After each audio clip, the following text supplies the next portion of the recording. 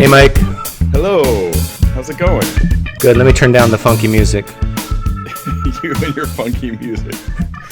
Yeah. The last video has like 15 minutes of funky music or something like that on it. Oh yeah, but you liked it, right? The music? Oh, I don't know. I'm a musician, but I'm not.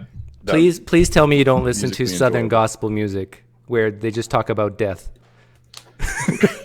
I don't even know what music you're talking about. Southern gospel, 4-part harmony quartets, and they just want to die so they can go to heaven. That type of music. Let me bring you in here first. Oh, I think that's great music. Yeah. I just think you just have a very you have a skill way of putting things in a pejorative way.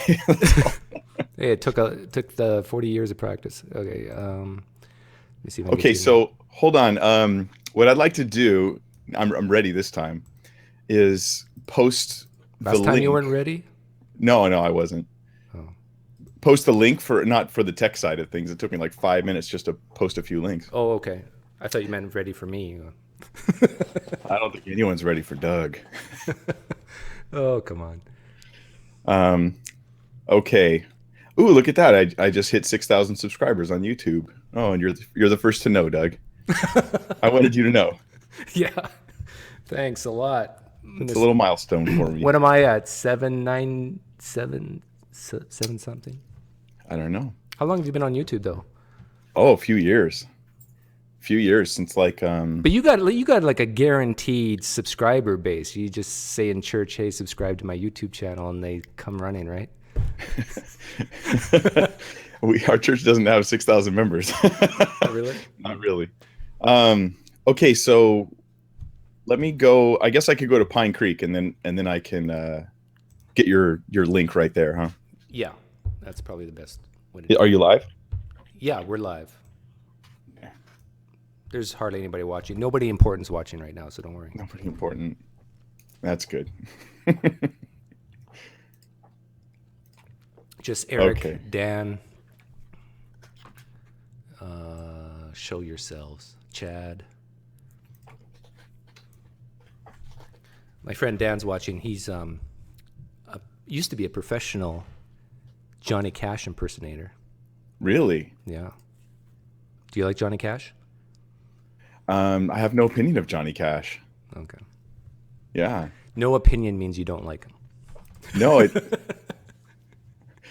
I almost always mean exactly what I say. So, Okay.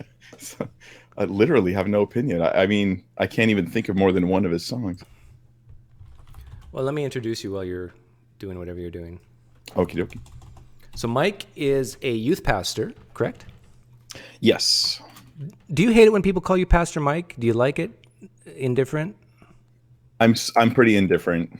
If they're like Pastor Mike and it's weird, then that's weird.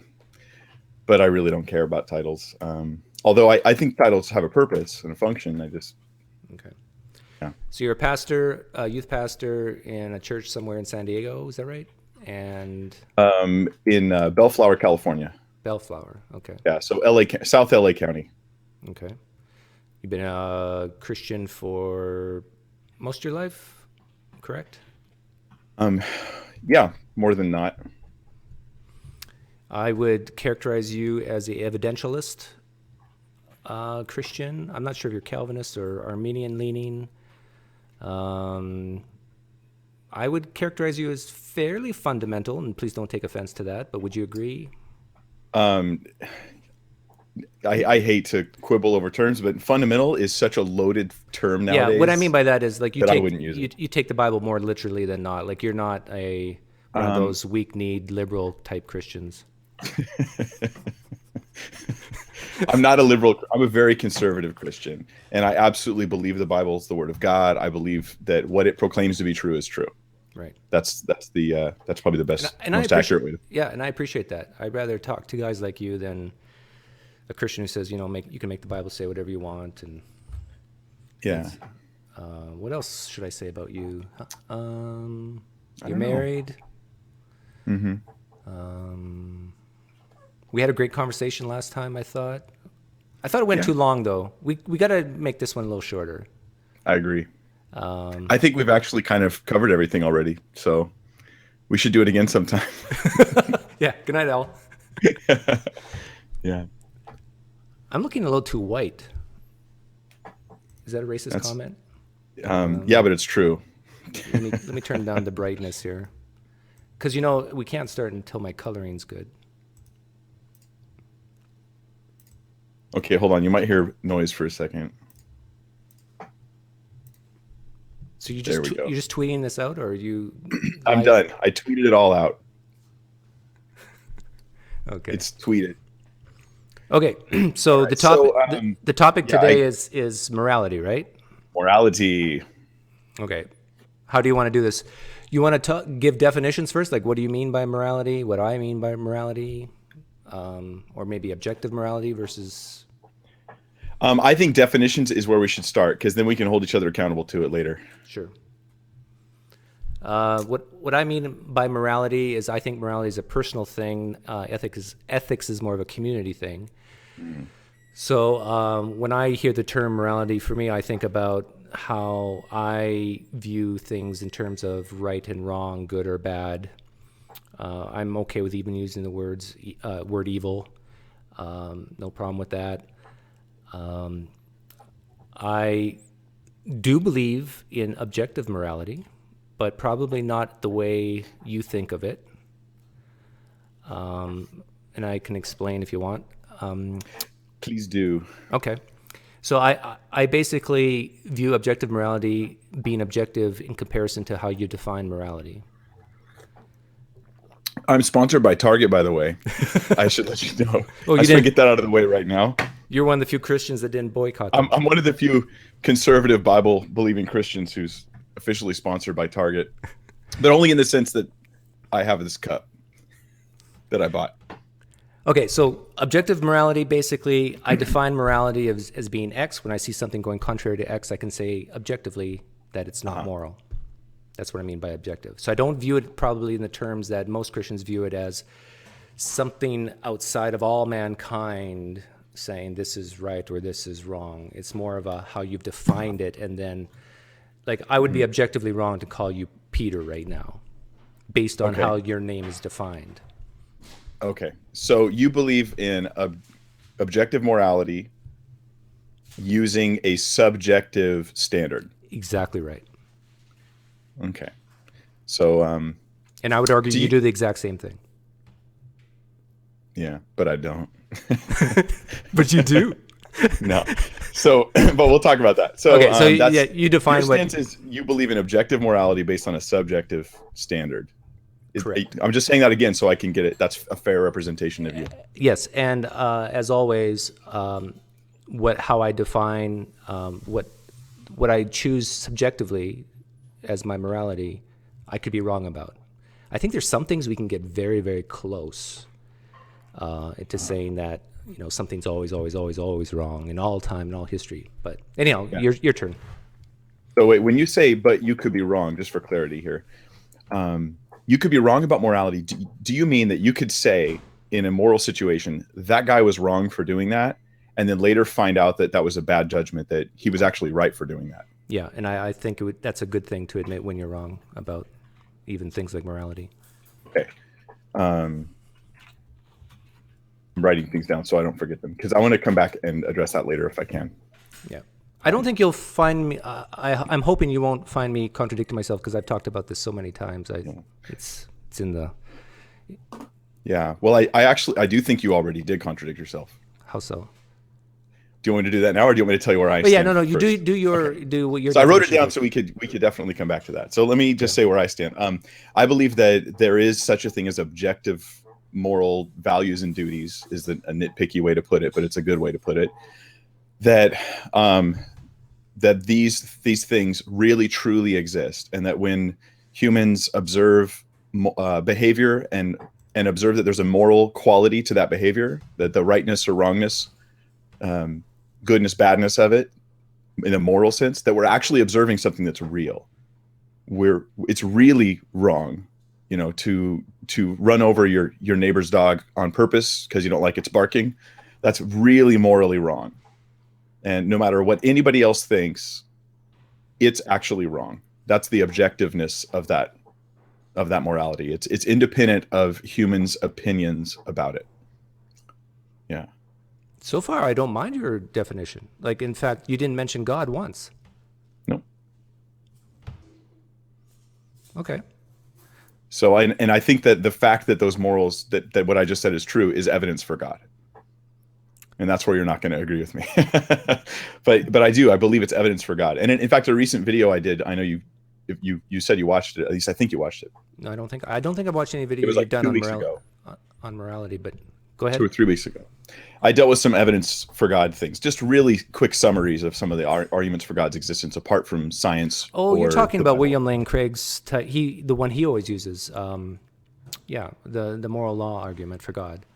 Yeah, that's really not his argument, but yeah, he's Right, the one one he guy always who uses. Yeah. Okay, so you take Yeah, the same so- stance. Oh yeah, I definitely. I think that's there's a reason why him, C.S. Lewis, and guys going back, thousands of years were using this stuff. Okay, and what would you be the common complaints against that argument? The Euthyphro dilemma that you're going to bring up. How would you know? I don't just a guess. Yeah. Just a guess. But it's good to get it out there and talk about it, right? Okay. So, what have I contradicted about? You said I contradicted myself. Okay, so if objective morals truly exist, then they can't be your version of morality. It can't be based on your subjective opinions. Are we using my definition of objective or yours? Yes, in your worldview, you believe in objective judgments. You believe it's like this. I'm objectively judging you. That's an objective truth. I am judging you based on my subjective opinions about morality. But that is not a basis for objective moral values and duties. It's not.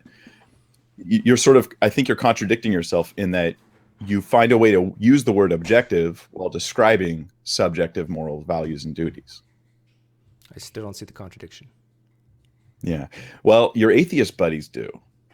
And I actually watched one of your videos where you talked to some of your friends who are probably in the chat section, and they probably won't back me up on this. But some disagree with me. That's fine. Yeah. But what they've tried to tell you is, yeah, we don't get that, Doug. That doesn't make sense, But that's different than a contradiction.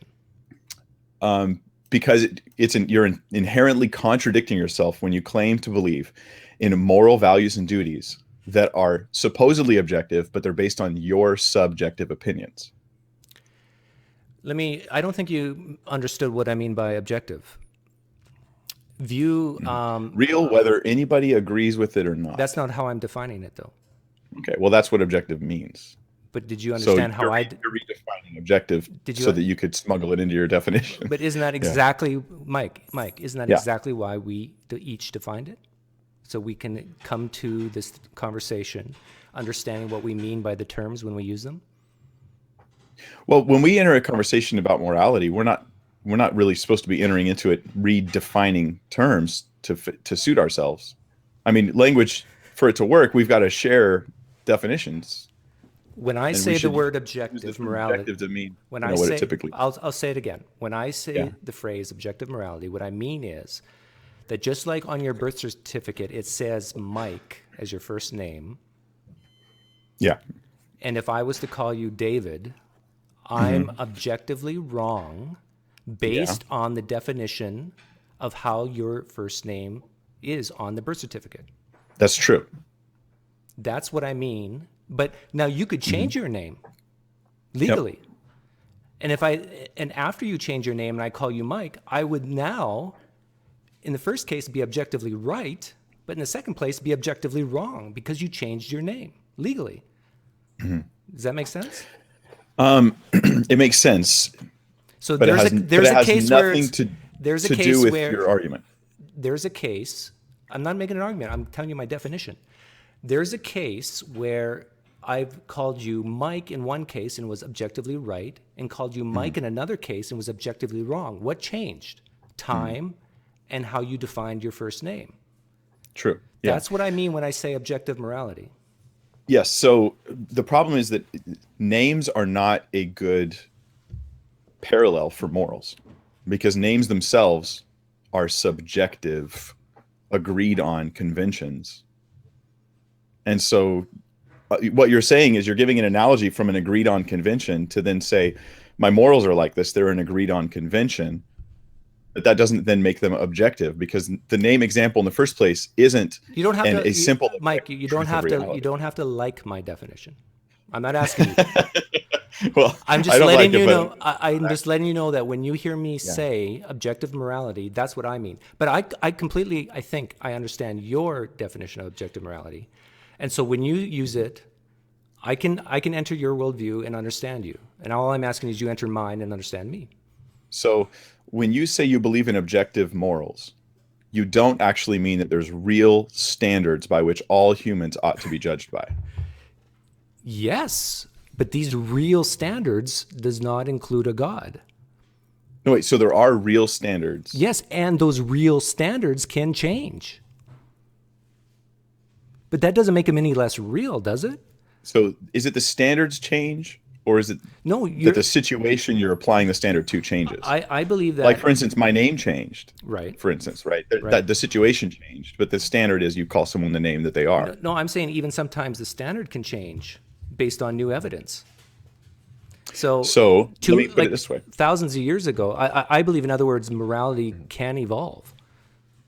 Yeah. Yeah. Doug, I decided to have your comments open so I could check them out occasionally here. And someone just said it's genius. It's sort of genius. It's genius until you think about it. It's clever, that's for sure. But Okay, let's. you're just saying you're sort of putting one foot in subjective morals, the other foot in objective morals, and then you're kind of dancing between the two depending on what part of the discussion you want to use. Let me try one more time, and I'll get away from the name thing. Let's say I define morality subjectively using the standard of well-being and unnecessary suffering. Okay, Okay. and then I see someone throw battery acid on a little girl's face. And that's all I know. Based on my standard, I think we can agree on that that's not good for that little girl. It's not promoting her well-being, and it is causing her suffering. So then, based on my standard that I subjectively chose, I can objectively say that that is wrong.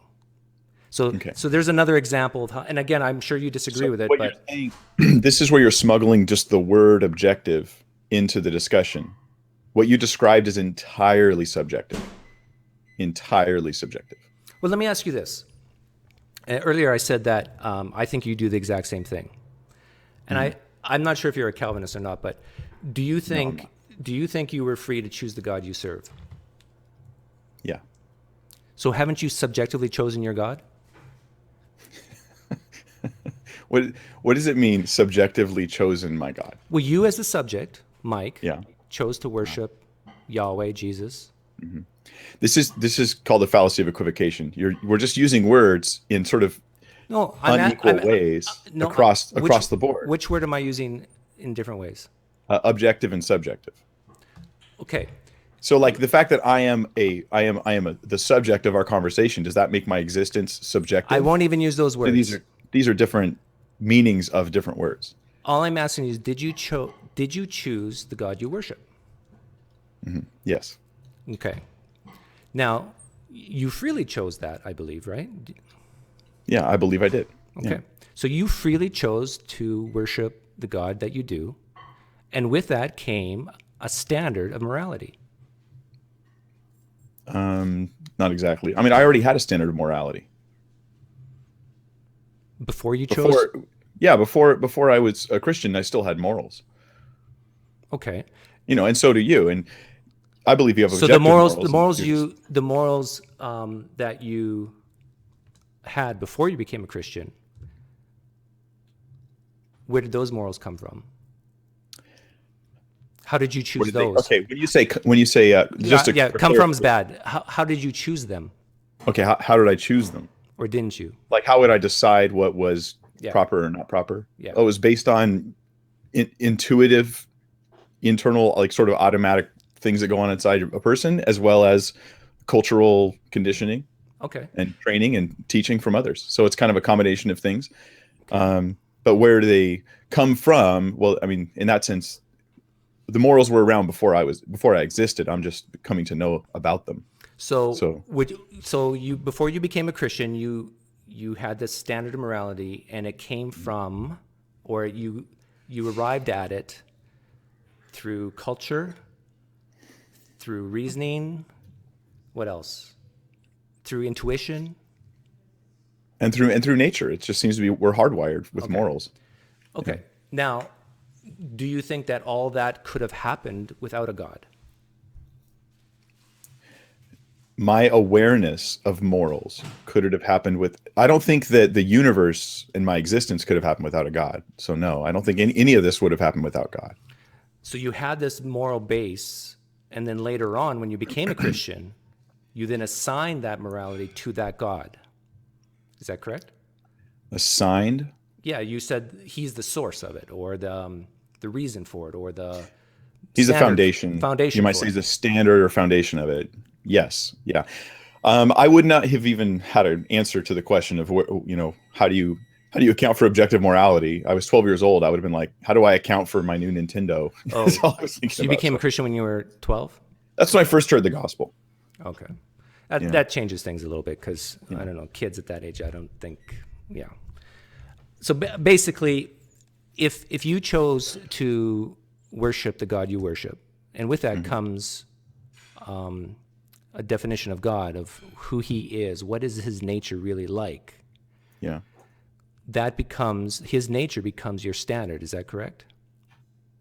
Yeah. Or maybe a way I would put it is my standard becomes more and more refined and more accurate as I learn more about God. Now, let me ask you this. If you would have chose to worship a different God with a different nature, wouldn't that become your standard and your foundation? Yeah. If I'm consistent, then my own opinions are going to shift based upon my beliefs. Exactly. But And that's it. And now my perspective is this: because morals are objective, as my standard shifts left or right, so to speak, on that moral spectrum, but based on my beliefs, I'm either more or less accurate. I'm more moral or less moral because there is another standard outside myself by which I can be measured, even if I'm not paying attention to it. Does that make sense? But how did you And know? you think the same thing. You agree with me on this, I even agree, though I agree with you on what? at some point you'll jump into the subjective zone and disagree. But you agree that there's a moral standard outside of ourselves by which we can be judged. Objective moral truth. I agree with you if you're Based on talking what about. I agree with you if you're talking about other people, but not. I don't believe in God. So if that's what you I'm mean, then talking outside of all of humanity. no, then I disagree with you. There is okay. So but you don't disagree. See, I think I'll be honest. I really think you're confused on this issue, Doug. And you're a smart guy. I'm not insulting you. This is a complicated concept, but I think you're confused on this issue, Okay. and I think I can demonstrate it to you. Help me, Mike. Okay, so you said earlier. Let me see. I wrote it down because I didn't want to. Actually, can you? I didn't finish my point. Okay, let's come back to this then. You chose the God you serve. Yes. You believe he's the foundation for morality. Yes. Absolutely.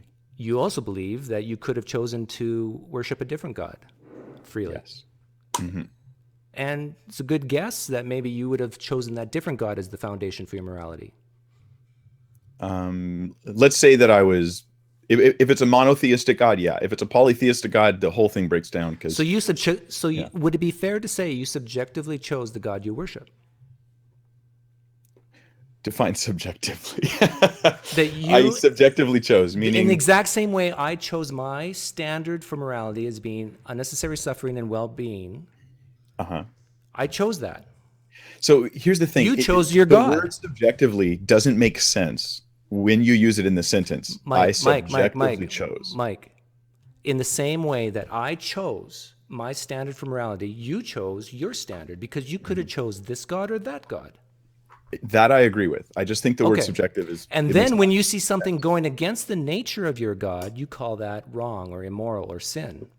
When I see something go against my standard, I call that wrong, immoral. I don't use the word sin because that implies a God. Yeah. Yep. So we are the exact same. Nope. Yep.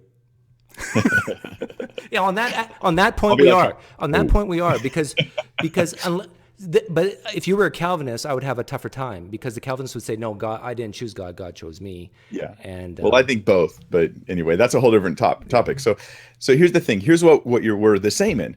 I have my opinion of morality, yeah, right? You have your opinion of morality. We just have opinions. Here's where we differ.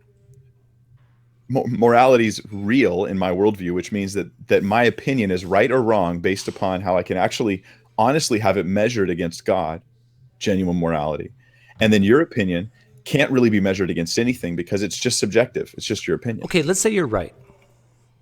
How do you But know? did you understand Yeah, the yeah, yeah, difference there? yeah. So there's a real difference between us here is Yeah, objective yeah. No, versus subjective. I understand it. I understand. So let's assume you're right about that. There's a God out there Yeah. who cares about us, a personal God, and is the basis foundation for objective morality in your definition. Okay. How do you know when you're in line with it or not? So now let me answer that question after I make one clarification. Okay. For those listening, because this is super important. This whole topic, there's two things you have to understand to get everything that me and Doug are talking about right now. One is the difference between objective and subjective morals. So objective morals are really true whether anyone agrees. Subjective is just, it's all opinion. Nobody's really right or wrong. And then you have the other issue, which is ontology versus epistemology. And that's, forget the fancy terms if that's not something you're familiar with. Basically, we're saying do morals actually exist? That's one question. And the other question is, and how do I know about them? That's a separate question. Right. So you're asking me the how do I know about them question right now. Yeah, and I agree with you. Morals really exist, but Yeah. not in the same way you do. Yeah. But So now you're objective again. You were subjective and now you're objective. I think that you're sort of dancing between two worldviews here, and I just want to point it out. no. When I judge an action as being moral or not, I can Yeah. objectively say that it is or isn't based on how I've defined it. In the same way you do. You define it using God. I define it using principles of unnecessary suffering and well-being. Okay, So can I think point out in your sentence where you smuggled subjectivity in? You said I can objectively define it, or I can objectively call it moral based on how I define it. That's subjectivity. Yes. So you believe in subjective morals, You which define you objectively declare with subjective moral truths. I'm trying to figure out. Can you repeat back to me? Pretend you're me. Tell me my worldview on morals. I want to see if you're actually understanding what I'm saying. Your worldview on morals. Your worldview on morals is that you have a box, and that inside that box you put your views on morals and the things that you think are right and wrong. Okay. And that now that you have a box, you can, through that box, you can identify things as right or wrong. And you say, based on my box, I can objectively say it's right or wrong. The problem being this box is subjective truth. It's not actually based on any sort of foundational objective thing. Why is that a problem? It's not a problem. It's just to be clear. Well, no, that's you said subjective. That's subjective, not objective. Correct, but why couldn't you choose your standard subjectively and then judge actions objectively based on that subjective standard?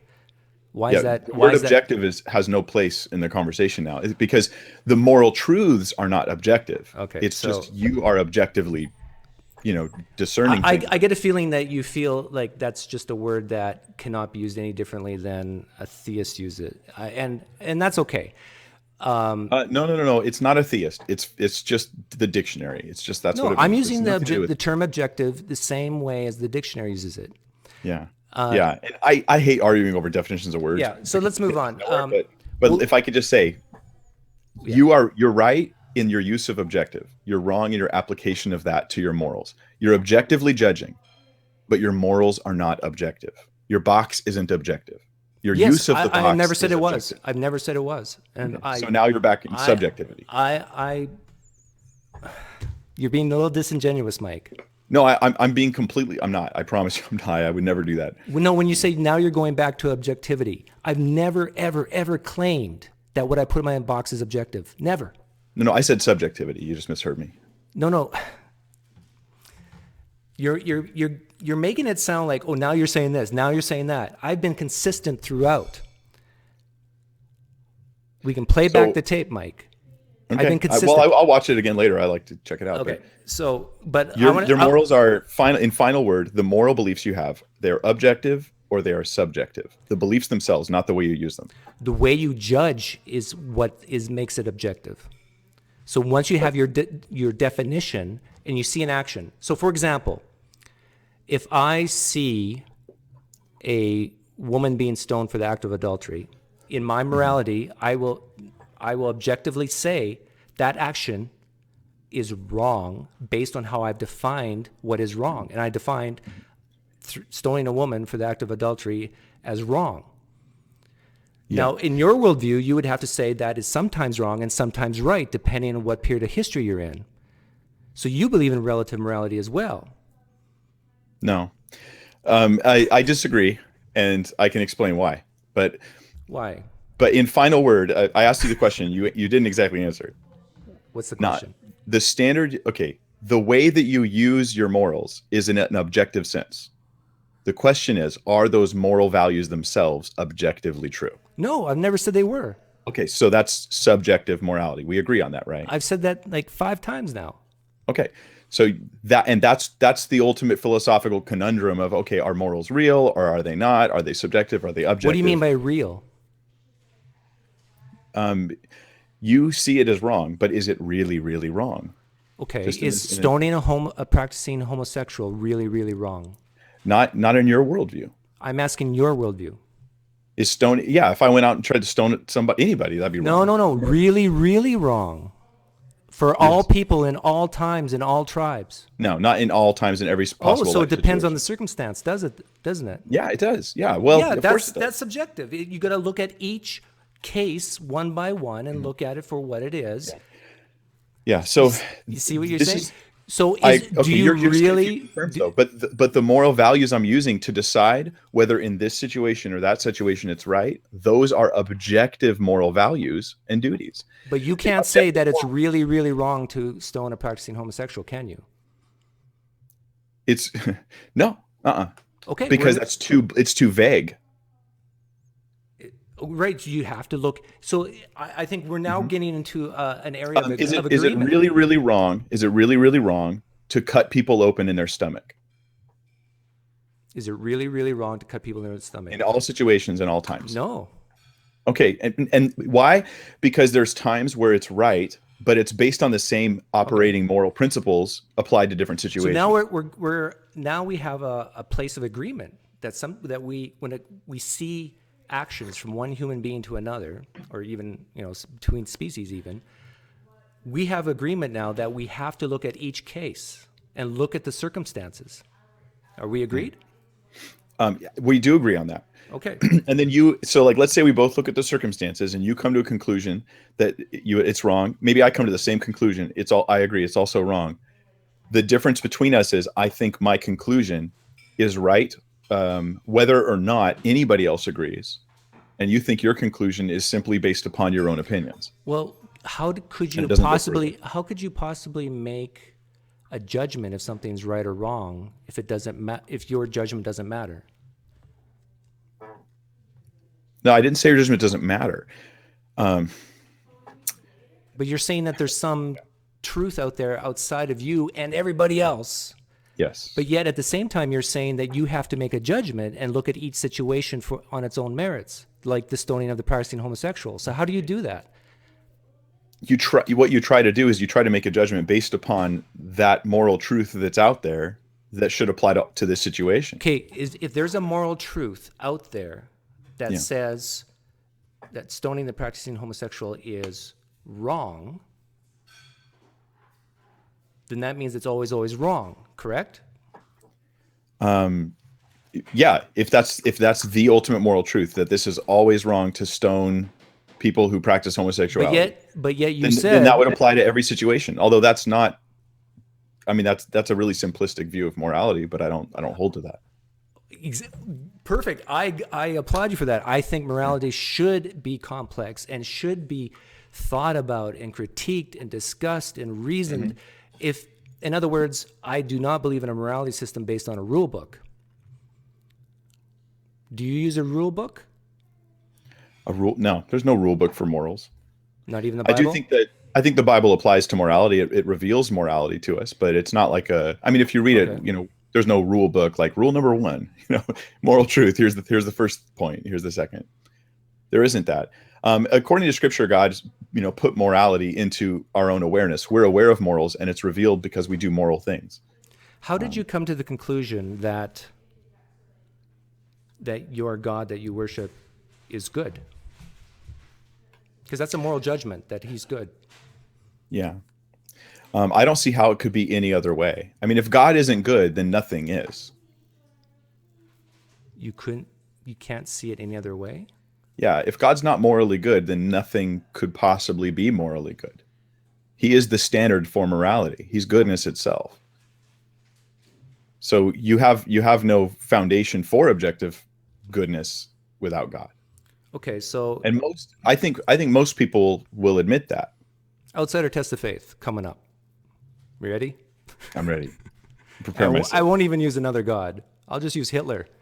I Okay. very rarely bring up Hitler. Yes, but you have to if we're talking about morals.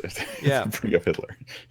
So Hitler is now the standard, the foundation for morality. Mm-hmm. Anything you do against what Hitler says, does, thinks, wills is now immoral because he's the standard. But here's Mike and here's Doug. We're looking at what Hitler's doing. Can we not, as two individuals, make a judgment on Hitler? If Hitler was truly the standard, you couldn't make a judgment against him. He is the standard. He's the one that you use to judge him. So whatever he does is going to be approved. But couldn't we say maybe we shouldn't use Hitler as our standard? Oh, yeah, absolutely you shouldn't. Okay, so now do you think it's possible that you think you have the ability to look at your God and evaluate him and say maybe I should use him as a standard, maybe I shouldn't? No, I don't think that makes any sense. I think that he literally provides the standard. So, I mean, like for instance, okay, How did you come to that conclusion? How did you come to the conclusion that he literally provides the standard? It's the only thing that makes sense. Hang on. It's the only thing that makes sense. Yeah. There are many cases in my life where something didn't make sense to me, and I thought X when really it was Y. Is that really a good basis to say, oh, this has to be true because anything else doesn't make sense? Well, I think we should believe things that make sense. That's a good principle, right? Well, we should believe things that are true. I think that's a better principle. Well, that's a good principle, but the way you approach believing things that are true is Making to try sense to is believe things that make sense. It used to make sense to the vast majority of people that the earth was flat. And even some crazy people today think it is. Mm-hmm. What makes sense to us is not a good standard. So I should believe what doesn't make sense? Like, No, I'm not saying that. I'm saying that But here's the thing: it's not like a generic God's the standard. Take it on faith. Don't ask me more questions. Go ask the nun kind of thing. This is a lot better than that. Okay, well, help me. Humanity's really vetted this issue of morality. Me and you are just having the same conversation everybody else has had a million times. But help me understand how you came to the conclusion that the God you worship and serve has to be the standard and the foundation for morality. Okay, we'll put it this way. Step one is that God can actually be the standard. Yes, I agree. That's step one. Okay. Yep. And then once you establish that through his eternal nature and holiness and goodness and all those qualities, and then the creator of all, so he can be, philosophically, that makes sense. And then step two is this: nothing else has ever been presented as something that could be the objective moral standard to ground truth. I've never heard it, and I'm open to hear it. There's other gods, right? Well, yeah. Yep, there's supposedly. They don't exist, though, so how am I supposed to take them into account? There's a lot of people who are just as sincere and confident as you are who say, no, they do exist. Mm-hmm. And they would say that their God is the foundation, not yours. Yeah, well, the God that created everything, a holy, righteous God, this only works for monotheism. This doesn't work for polytheism. You can't. A polytheistic deity does not stand up as the grounding for objective morality. Why not? Because they're not eternal. They're not singular. They're not. Why couldn't you have three gods that are eternal? If you have three gods if you had three gods that were like in the biblical sense, eternal, omniscient, omnipresent, all powerful, they would just be one God. They'd be the same. It'd be 3 in 1 is what it would be. But you could imagine three gods that are eternal, that created the universe, that maybe are not all powerful because we have three of them, but that created everything and are the foundation of morality. What's to stop If you have that? three gods that were eternal, you could. I don't know of any religion that proposes that, so I haven't considered it. Do you? Well, not just three. There's polytheism, of course. Well, but polytheism usually posits like a very different kind of deity. It's more like a Superman type ancient character with oftentimes a birth, a death, multiple deaths. Like Jesus? No, Jesus is pre-existent, so it's completely. Well, he had a birth and a death, though. Yeah, but but an actual beginning of existence. So any being that began to exist can't be the grounding for morality in my mind. I don't see how it could. So, but you're obviously not going to say that polytheism accounts for morality. Okay, so you're telling me now that you've come to the conclusion that your God has to be the foundation for morality because nothing else makes sense. And what else? Yeah. Anything else? Well, in the moral argument, you argue from morals to God, not from God to morals. It's easy to go from God to morals. If there's a God, there can be morals. But we have morals and we see them and we know they're objectively true. And I think part of you does know this only because you've admitted it, not because I'm assuming I can read your mind. You said a couple things that show that you think that objective morals really do exist, not just your box. But you go from that to saying, well, then how do they exist? Well, God, he's a sufficient cause for there to be morals. And because it makes the sense. evidence that they're from an atheist perspective, you don't have morals at all. I mean, they really are just opinions about what we like and don't like, and that's it. So when you say I don't have morals at all, you're saying that. No. In an atheistic universe, I mean, you have morals in the sense that you have things you believe are right and wrong. You behave in moral ways. Okay. But if atheism were true, we wouldn't see there being any reason for morals actually existing in the real world outside of my own delusions. So there's no reason to be moral if you're an atheist? Is that what you're saying? No, I didn't say that. Or is this just a theoretical thing that doesn't really matter? Okay, so there's the existence of morality. Remember I talked about those two things for the audience listening that we needed to do morals really exist, and then how do I know about them? See, these are two different issues. Yeah. And then if I entered your worldview, you're basically saying that morals don't really exist unless your God does. Yes. Okay. I understand you. I understand. Yes. Yeah, unless the monotheistic God, just like the one described in the Bible, exists. Yeah. So now let's get back to your God. Okay. He is the foundation, the standard morality. There's not an outside standard from him, correct? You don't believe that? That's correct. Yeah, there's no outside standard to judge God by. Okay. So whatever reflects your God's nature is the standard of morality. Or the standard of morality flows out of his nature, or how does it work? His nature is the standard. His nature is the standard. Yeah, his goodness, his nature is the standard. Yeah. Okay. So then if your God wanted, willed, desired out of his nature to have the worst possible suffering for every human on the planet tomorrow, that would be by definition good.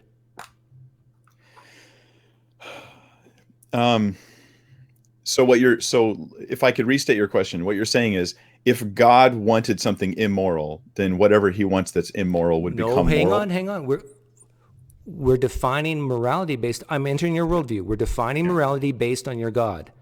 Mm-hmm. Is there anything against your God's nature to prevent what I said from happening? Because he's good, and that would be messed up. Well, no, he's the definition of good. He is everything he wants is good. So if he wants the utmost suffering for everybody on the planet tomorrow, that would be by definition good, correct? I wouldn't even know how to respond to that. That's confusing because it's like conflicting. It conflicts It's against your hypothetical. it conflicts against your Like, for nature. instance, what if there was an atheistic world that was made by God, but there was no God, but God made it. What then? What then, Doug? Let me make it It a doesn't make little. sense because it's an internal conflict. How do you know it's an internal conflict? Because it's self-contradictory. No, there's nothing So, self-contradictory about an all-powerful God uh-huh. wanting the utmost suffering for all of mankind starting tomorrow. What is contradictory about that? It's not good. Well, no, but But he is good. He's the definition of good. yeah, So whatever yeah. he wants now becomes good. Mhm. No, no, no, no. See, he wants what's good because he's good, rather than it becoming Right. good Okay, because he you're right. wanted it. You're right. But he has now decreed this. Whatever he decrees is good. Mhm.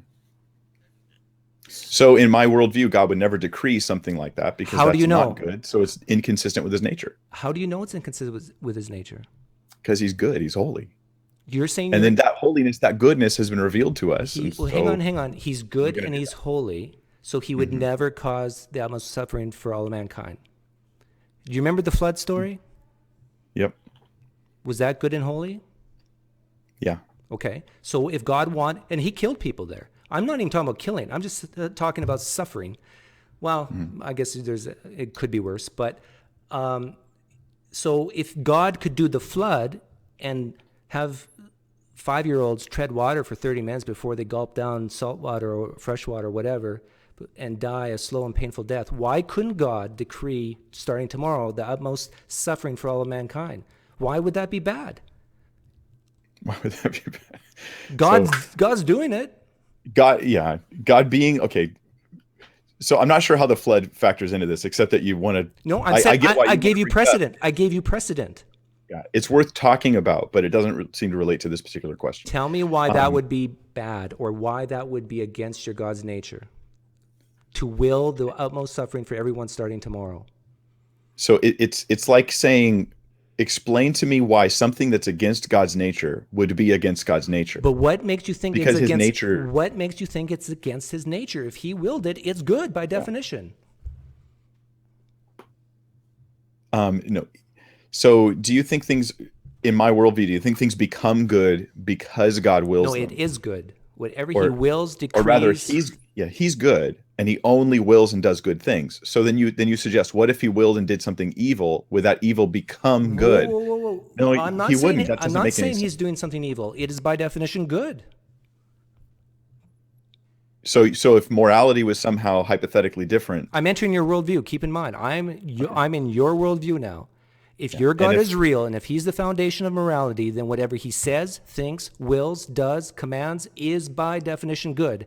There, I mhm, see nothing in your scriptures to say that he could not, by decree, have every person on this planet go through the utmost suffering starting tomorrow. You would have to say, mhm. oh, if and God and really for did how this, long? then it's good. And how long would the utmost suffering take place in the hypothetical here? Oh, we could just even do it 1 hour just to keep it, Just 1 hour? not too Well, bad. God might have a purpose for that. I don't know. Ah, exactly. He might have a purpose for it. Yeah. Now, if you So said the now, utmost suffering goes on for all eternity, I don't agree. but I don't this, think that that's. but this is where Yeah. I think my worldview is superior to yours. Oh, that's a little harsh. Why it's a little better. Yeah. You can say superior. Just say what you think, Doug. You wouldn't hurt Because my you feelings. are left with these conundrums. You're left with the divine command theory. You're left with whatever God says is good. Whatever God does That's, is good. yeah. That's not a conundrum, though. That's just reality. And so when God sanctions slavery, that's good. Mhm. Yeah. Like Mike, if I told you that last week I went to Somalia and I bought Mhm. a slave and I got the slave in my room upstairs and it's mine forever, Yeah. did I do a moral thing? No. But your God did the exact same thing in the Old Testament. No. So I have a teaching on slavery in the scripture. Don't tell me you're just going to talk about indentured servitude because Let me put it this way. If modern American slavery happened based on Israeli law, what do you think would have happened to the slavers and to those slave owners? say that again. If modern American slavery, if that went on in ancient Israel and they followed the laws given in the Old Testament on slavery, what do you think would happen to the slavers and slave owners? Yeah, when I think about what happened in the United States, going to a different country, sometimes stealing, sometimes buying people, bringing them over, treating them poorly, like beating them, I think that's horrible. Me too. And So the question is, let's be honest. What would happen if you applied Old Testament law to modern American, well, not that modern, but relative to Old Testament, to modern American slavery? What would have happened to those people? Do you know? Yeah, I do know. It depends on the slave. If the slave is a Hebrew, they would be in big doo-doo. No, it's irrelevant in this case. It's irrelevant. If the slave, Jesus said in the Old Testament that you could beat your slave as long as they don't die after 2 days, you shouldn't be punished. You're not quoting it correctly. I got the wrong translation? No, that's not even a translation. That's just your summary of the teaching. Yeah. Don't make me bring it up, Mike. I can bring it up. I got it right here. So Exodus 21, verse 21. Okay. Let me read it. Actually, let's back up to 20. The purpose of this discussion is to say that whatever God wills is good. That's the whole. This is within the context of that. So, Exodus 21, verse 20. Sometimes people beat their slaves. If the slave dies after being beaten, back up. This is Jesus speaking to Moses. Yeah. What translation are you using? This is the easy to read version. Yeah, that's not even a translation. Maybe you should use a translation. Okay, this is great. This is great. This is great. So I want you to tell me where this translation is wrong and why, or why this version is wrong after. Okay, for instance, the word "sometimes" is not in the Hebrew. That's not a translation. That's a paraphrase. Can I read it first? Yeah. And then you can try to make it look good. Sometimes people beat their slaves. If the slave dies after being beaten, the killer must be punished. Yep. But if the slave gets up after a few days, then the master will not be punished, Jesus said. That is because someone paid money for that slave, and the slave belongs to them. So here, Jesus, God, Yahweh, whatever the three in one said, and you can get rid of, let's just look at the picture of what it's actually saying. It's saying sometimes bad things happen to slaves that are due to the slave owner, but that slave owner shouldn't be punished as long as that slave doesn't die after a couple of days. Okay, so I've spent actually a lot of time working on even just this particular passage. Okay. So how do you make this? How do you spin this so it's good? Well, here maybe we can start by agreeing on one thing. Me and you both should be committed to one thing. We should understand the text accurately and then make decisions and thoughts about moral implications and all that sort of thing. Does that make sense? Yeah. So there's a few things. The easy to read version, I just wouldn't recommend it. I think that's. I would, for all the Christians watching. Necessarily. Please, for all the Christians watching, please read the easy to read version. Because, see, there you go. That's because Doug's favorite version. No, and you can compare it to other versions. I'm not saying don't read it in Okay, at isolation. least compare it to other versions. That's what I would recommend. But the easy to read version does not sugarcoat it. It doesn't use this King James version like where you're going, what does this word actually mean? Mm-hmm. The sentiment behind it is exactly the same, at least in this passage, from what the other versions say. Okay, so anyway, let's look at the passage, right? So if a man beats his male or female servant with a rod, I'm reading the New King James Version, so that he dies under his hand, he'll surely be punished. That word punished, that's a Hebrew word, nakam. Now, if you look that up in context, other verses that use the same word, it means the death penalty. It means the death penalty. It means he'll be punished like a murderer. Okay, but what about the 2 days thing? Is that in the? No, but just that's the first thing. Okay, so in other words, if he dies as a result of the punishment or of the beating, then the owner gets a death penalty. Unless that's pretty extreme. That's correct me if I'm wrong. That's protection for the slave, right? Read on, Mike. Read on. But I just don't want you to ignore what I just said before I move on. No, because this is why it's important. Because if that slave dies after 4 days, Hmm. What happens? By the letter of the law, he doesn't get that kind of punishment. But Exactly. now As you long as say that read slave on. doesn't die after the first couple of days, that slave owner gets off. No, no, no, no. He I doesn't mean, get no, off, he gets punished. But if it dies after 4 days, then he and gets he off. doesn't get off scot-free. You didn't read the whole chapter. Well, when I mean get off, I mean he doesn't. The problem, yeah, the problem I have with when people attack slavery in the Bible is they pick one verse and they ignore it. You need to take the entire teaching on slavery and apply it all. Now, if you apply it all, Exodus 21, look at verses 26 and 27. All you have to do is keep reading 5 verses later. If a man strikes the eye of his male or female servant and destroys it, he shall let him go free for the sake of his eye. Right. If he knocks out the tooth of his male or female servant, he shall let him go free for the sake of his tooth. Okay, So I've if a read guy that. gets beat within an inch of his life and survives, he goes free. Now, if you're a slave, would you rather see your owner go suffer a penalty financially, or would you rather just be free and debt free, by the way? I rather, if I worshipped a god, I'd rather have that god say, "Don't own people as property." You're ignoring the question, Doug. Okay. Here's the thing: the teaching on slavery in the Old Testament is actually pretty stinking amazing. If you apply it to early American slavery, you would. This is your bias. I don't know how you don't know this. If you apply it to early American slavery, a person who was involved in kidnapping individuals and taking them forcibly was to be given the death penalty. And if you were found in possession of a kidnapped person, you were to get the death penalty. That alone would completely eradicate early American slavery.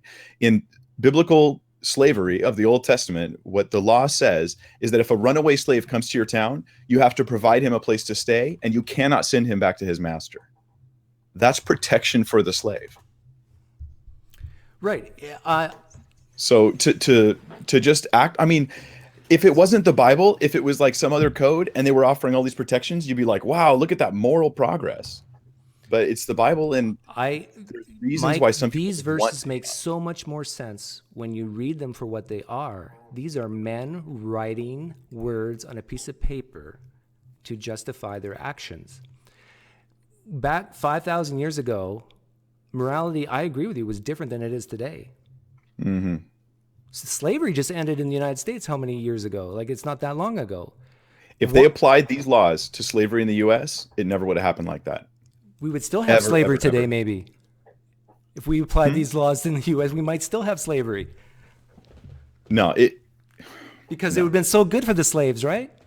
No, you wouldn't have had that kind of slavery to begin with. It wouldn't have continued, and there would have been criminal penalties for those involved in it. And that's what it should have been. Yeah, it seems like what low-hanging fruit is the term. It seems like low-hanging fruit to talk about slavery, but if you're going to talk about it, you should at least look at the text accurately. When I asked you, would it be wrong for me to go and buy slaves from a different country and bring them back and keep them as personal property? You said yes, that would be wrong. Mm-hmm. Is that really wrong? Is it really wrong? Yeah. Yeah. In an objective sense, is it really wrong? I think that generally speaking, it's really wrong. And there may be some situations. Okay, now let's teleport me. More complicated than that. Now let's teleport me. I now am an Israelite. Yeah. I go back in a time machine, 6,000 years. Same scenario. Is it wrong? You would have to say. That depends on the scenario. The same question. The same thing. Scenario is in Exodus 21. I haven't even beaten. I'm not talking about beating. If it's a man that got kidnapped. No, I'm not talking about kidnapping. I'm talking about buying a slave from a different nation. You said that would be wrong for me to do today. Yeah. Now put me. If you were a Jew under Israeli law, there are situations where you could, and so it's not really wrong, is it? And then there are protections for the slave.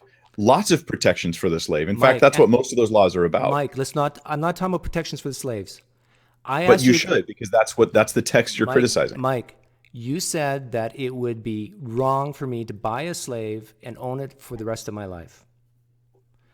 And then when you put me, and now I'm an Israelite, back in that time, how many years ago? 4,000 years ago. Mm-hmm. Is it still wrong? See, it still depends. It depends. Now, no, it didn't depend the first time I asked you. When I asked you, is it wrong? Yes. Well, it's illegal. You said it was wrong.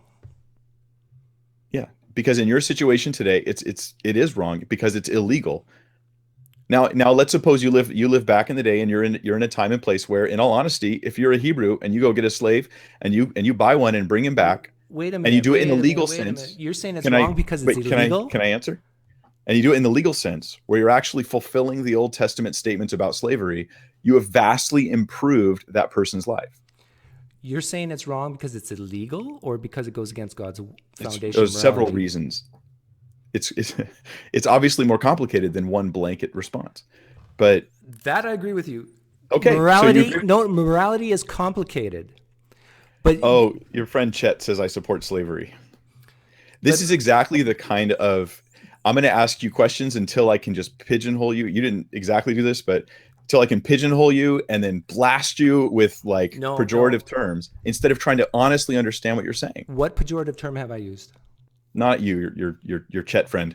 Oh, don't. You know, it's just me and you So here. my point is, I think it's worth pointing out because this is what happens to Christians all the time. Is This I'm being attacked as though I represent something I don't. So I am encouraging you, Mike, that you no longer have to fight with this cognitive dissonance. This is what I'm going to propose to you, and you can tell me if I'm wrong or not. okay, I think you are willing to put up with this stuff in the Old Testament because of a trade-off. On one hand, your God provides you the answer to why are we here? Why is there something rather than nothing? Where am I going after I die? Even morality, the sense of objective morality, even comfort. But it's at a huge cost, and the cost is, oh, I now have to believe that everything in this Bible, and of course you got to interpret it correctly and all that sort of thing. But now I have to put a positive spin on slavery. Now I have to put a positive spin on stoning the adulterer because, it's context and that's just the way they were back then. And look how better off the slave's life was because of slavery. Like, look at the good side of slavery. yeah. Well, Instead of what you could have done is looked at the Old Testament and said, you know what? Here's some guys who wrote a book, and they're coming up with rules to how to deal with their society at the time in their culture and context. But once you insert a deity in there that's unchanging, you got a problem on your hands. Okay, here's the problem I see with your characterization of me. Okay. Two things. One is I wasn't characterizing you. I was saying, well, yeah, okay, I was. no, you did. Yeah. You said I had cognitive dissonance and that I was merely tolerating or accepting the bad parts of the Bible for the sake of the benefits Yes. of the teachings. Yeah. Which wouldn't make sense to me anyways, because choosing to tolerate the teaching doesn't make it true. If I choose to embrace Christianity, it doesn't make me go to heaven. It's only if it's true that happens.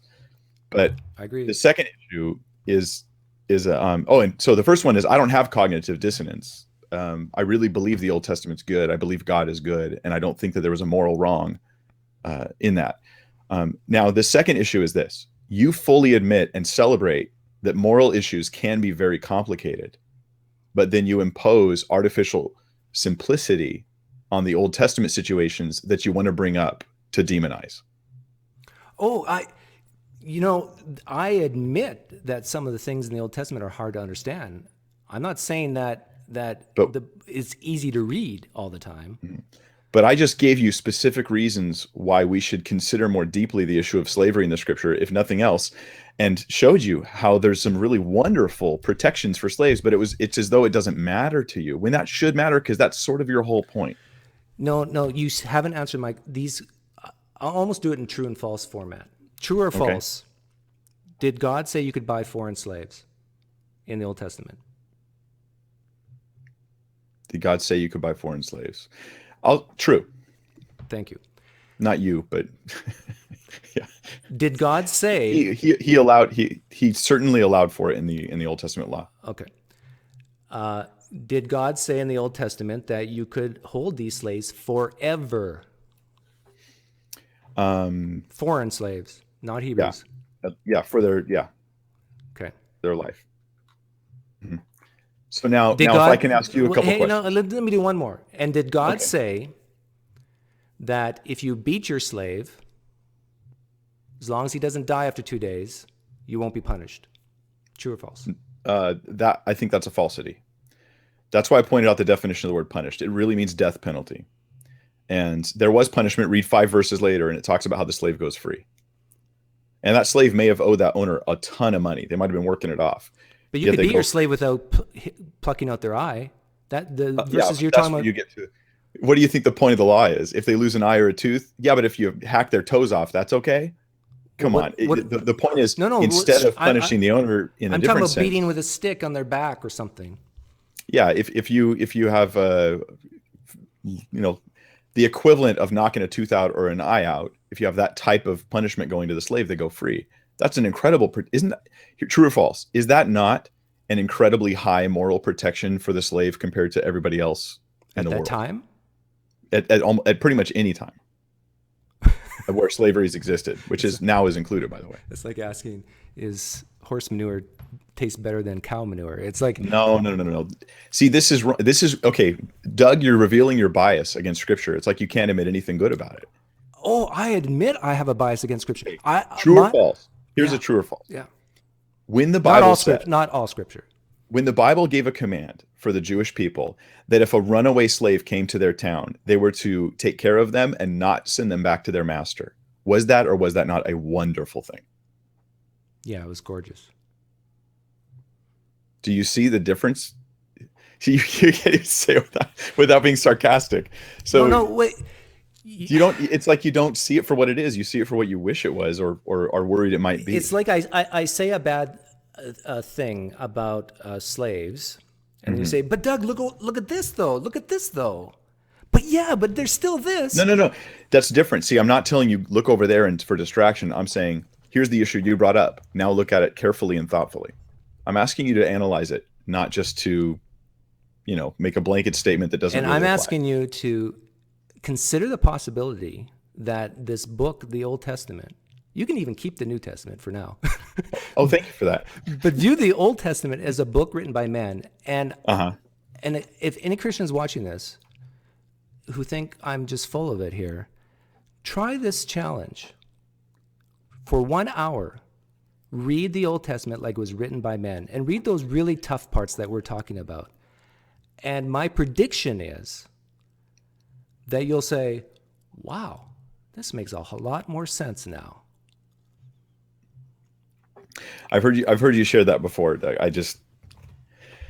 I think unless there's some power in pretending, I don't see the value. There's a lot of power in pretending. It's called a thought experiment. It's a good tool to. But let me like thought experiments. But let me ask you a question about. Let's talking about pretending. Let's pretend. Okay. And then after this, can I bring something your way? Because I've been waiting to talk to you about it. Sure. Let's pretend. Let's pretend that there is no God. All right. Poof. Okay. We all stop existing. So wait. But when you say let's pretend, you mean let's pretend that there's no God, but everything else is still the same way it is now. Yes. Yeah. Okay. What do you expect the world to look like if it were true that morality came from evolution? I would not expect strong moral compulsions. I just expect instinct. Would you expect that there would be consensus on everything if it came from evolution? Consensus on morality. I wouldn't expect morality. I wouldn't expect us to have morals the way we do if it was just purely evolution. I mean, like how people... I would expect us to have, habitual behaviors, but I'm just being honest. I don't think that we would have this kind of deep-seated repulsion towards certain types of behaviors. Okay, but Mike, you really have to pretend now. We're talking about there is no God now. We have the planet. We have humans, and they use a word called morality. And morality means how we view things as being good, beneficial, or bad, not evil, whatever. And we might still do that, but I don't see how we would feel the way we feel about it. So my question is, what would you expect to see if morality came from evolution? Do you think that we would see maybe people disagreeing on what is right and wrong? I think that you just have societal narcissism. So whatever is best for that local group of people would be the central value, because that would be what would help them propagate themselves the Yes, best, yes, right? yes. And isn't that exactly what we see today? No, We see although we do sometimes see that, but that's not. within different cultures, within different tribes, we see, some things might be the same, but we see differences in how different cultures view morality.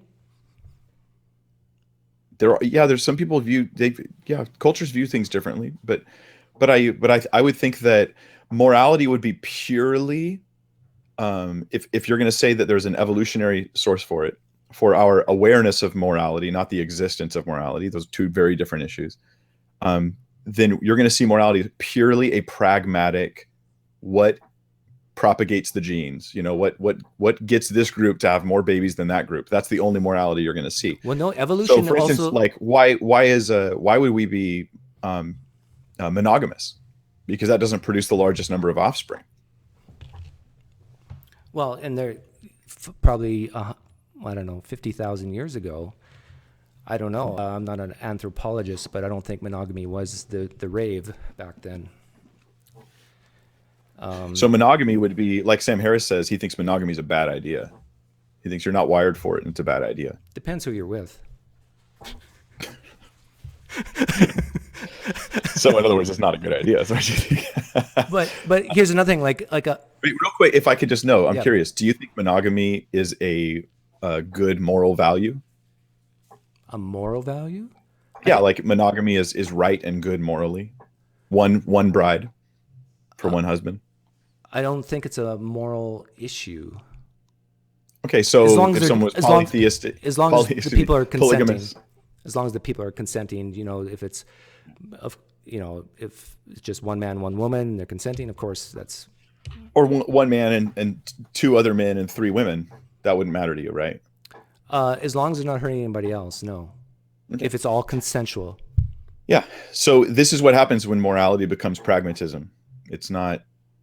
Now, This isn't if even I a saw criticism. It's just an observation. if I saw a study, though, for example, and here's where this is what would change my mind, Mike.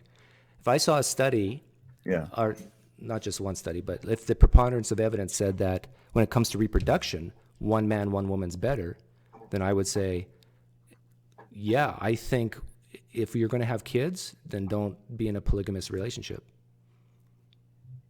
If that will lead to more well-being and less unnecessary suffering, I'd be all for that. Because you're right, there's a pragmatic good reason for it. So, But anyway, you were getting at your point with the atheistic sort of. yeah, the point was world. of expectations, that what would you expect if this was the case, and you were saying, well, yeah, we would see differences among different cultures and so forth, and that's exactly what we do see. We probably would see some commonalities because because of evolution, it would be via common descent. But now I'll promise I'll let you ask your thing, but there's Sure. there's a follow up to it. Okay. What would be your expectation if morality, the foundation, came from your God,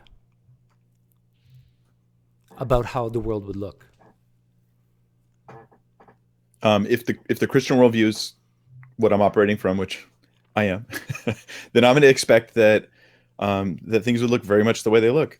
I see mankind with an innate moral sense that gets marred through repeated sin, sometimes gets messed up through indoctrination, false indoctrination, but we still have yet an innate moral sense that we find really hard to shake, and it's made evident through us not only doing moral things, but also making moral judgments. So your expectation in your God being the foundation versus the expectation of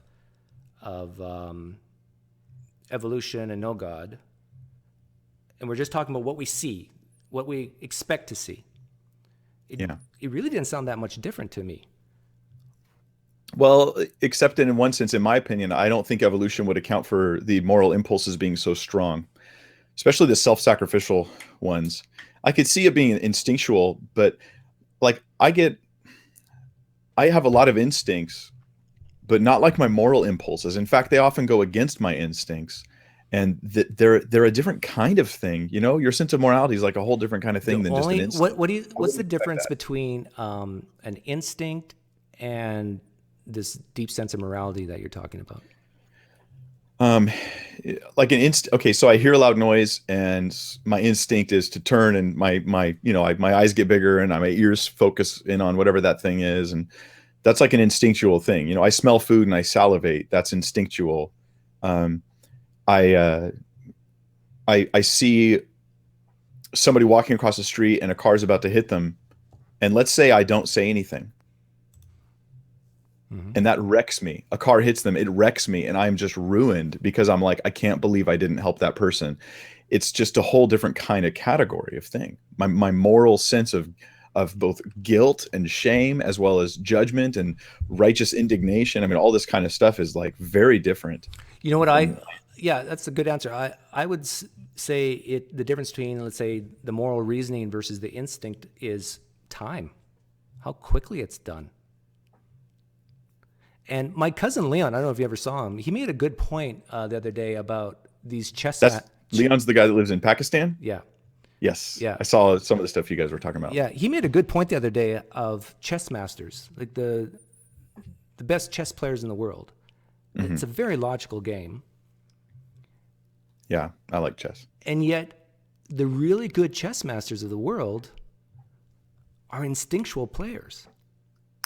Now, does that mean they're not reasoning? They're not calculating? No, but they're just so fast at it. They're just doing it. Yeah, they're doing it at such a fast level. But that's not instinct in the sense that you're not born with it. Like, I think instincts are inborn as opposed to learned. Yeah, I learned behavior. Yeah, I would agree with you. So, and morals are kind of a mix of the two. But okay, so you wanted to ask me something. Okay, so here's my thought. Let me put. I'm going to say something that's kind of bold, and I it's not meant to seem arrogant or rude or anything, but I'm going to support it after I say it. Okay. And here's my statement. It goes like this. It's that you've espoused, from what I understand, basically subjective moral truth that you use an objective. You use objectively in a sense, but the truths themselves, the values themselves, are subjective. Is that right? I think we made that clear. Yeah. Okay. But I think that in some sense, you know that morals really are objectively true. And that the reason, then I have a theory as to why you're not admitting that, because it pushes you towards God, towards philosophically, towards having to say that there's a God, because there's no other real justification for them. So that's kind of a bold claim. So, no, and I'm not reading your mind. That's not a bold claim at all. You're basically stating what your scripture says. No, Romans what 1. I'm stating is an agreement with scripture, but it's way more specific than that. And it's specifically about you and the things you've said already in our conversation. So I'd be disappointed if you wouldn't say what you just said. You're so funny, Doug. No, because that I understand that's your worldview. But anyhow, go ahead. No. Like, I'm not espousing my worldview. I'm yes, I have a worldview, but that's not it. What I'm telling you is something very different than I have a worldview and I'm right. What I'm telling you is that you have revealed through the things you said that you do think, at least on some level, that really, truly objective morals and values exist outside of yourself, by which your own morals can be judged. When you say outside myself, you mean outside of mankind is what you really outside of humanity. Yeah. Yeah. And does that make sense?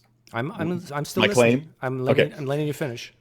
So, do you think that that society has been marching towards moral progress recently? Yes. Okay. Based on lower. I'm going to speak for the United States. Okay. But as far as it's because you're an Obama supporter. I mean, a Trump supporter, and you're glad that he's in. I'm Canadian. I can't vote in this country, but I'm a permanent resident green card holder. If you're listening, Department of Homeland Security. The question was, why do I think that we're progressing morally? Well, it depends on the time frame we use. Like, if compared to what? You believe we have moral progress, and the details are kind of inconsequential, but But you believe we do. What I'm saying is based on what, like, what do We you no longer measure have that moral progress yeah. by? We no longer have slavery. Okay, and why do you say that that's good? Is it based on your box, or is there some other ultimate box out there of Based on my morals? box. You're asking me a personal question. Okay, It's based on my yeah. box, and I So think on the box of the majority of Americans. okay, so that's subjective. So subjectively, you think that things are better, but not Not objectively better, really. No, not really. right? Okay. I know you think that subjective is like almost a dirty word, but go No, no, on, no, no. go It's on. not a dirty word. It's just we should just be accurate with the things Yeah, we think and say. and I've said it 10 times. Yeah. Now, if you um, were to later find out that one of your current moral beliefs was to be updated, Hmm. and maybe you can think of something in the past. Is there something you used to think was wrong that now you think is good, or you used to think was good that now you think is wrong? Oh, the latter is easy. I used to think vicarious redemption was good. Now I think it's Okay, wrong.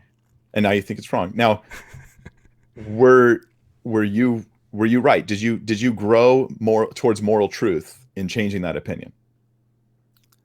Grow towards moral truth.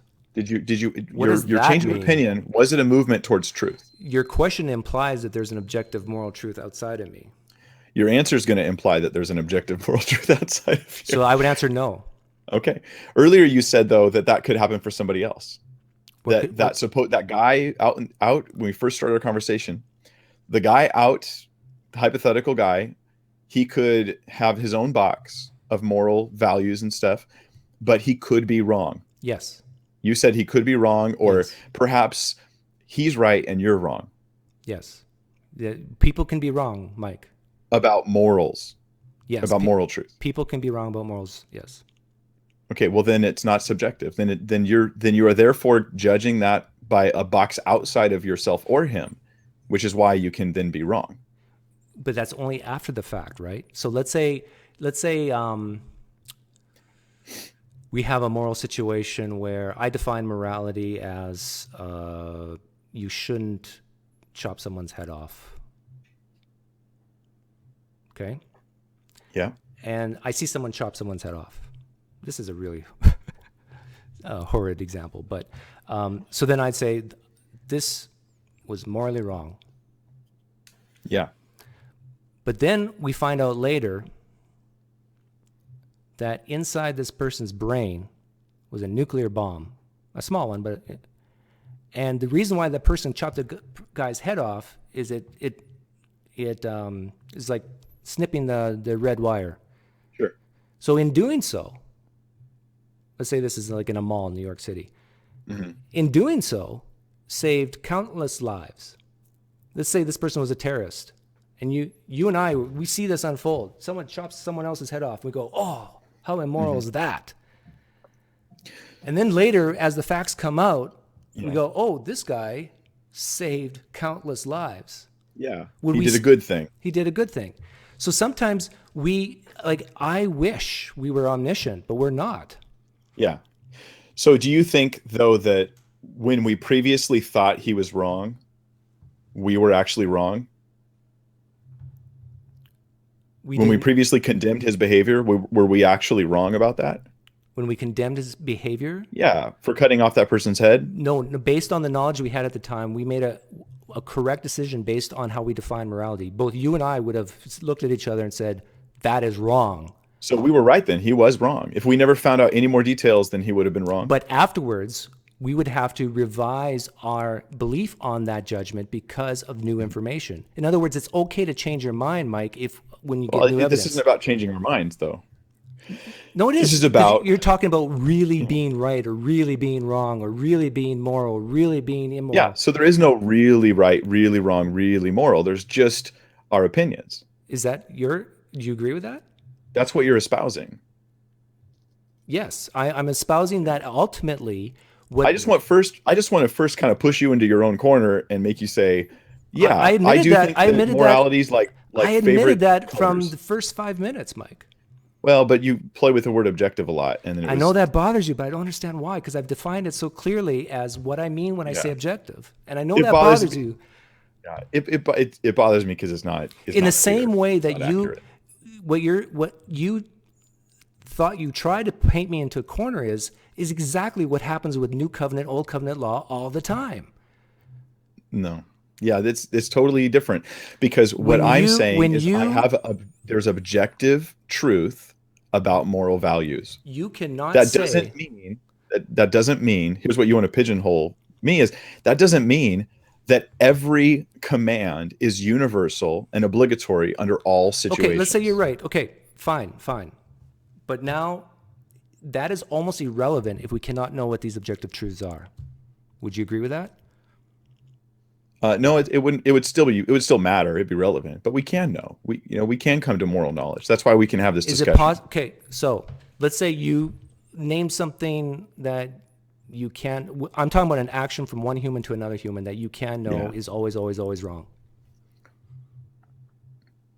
Always, it's a classic example is it's always wrong to torture babies for fun. Okay. And so now let's say you torture a baby for fun, and it had a nuclear bomb in it, and by torturing it, you cut the wires. And Well, later, then that wasn't for fun. okay, so if you're defining it for a specific reason, but let's say you Yeah. saw someone else do this, you don't know their reason. Okay.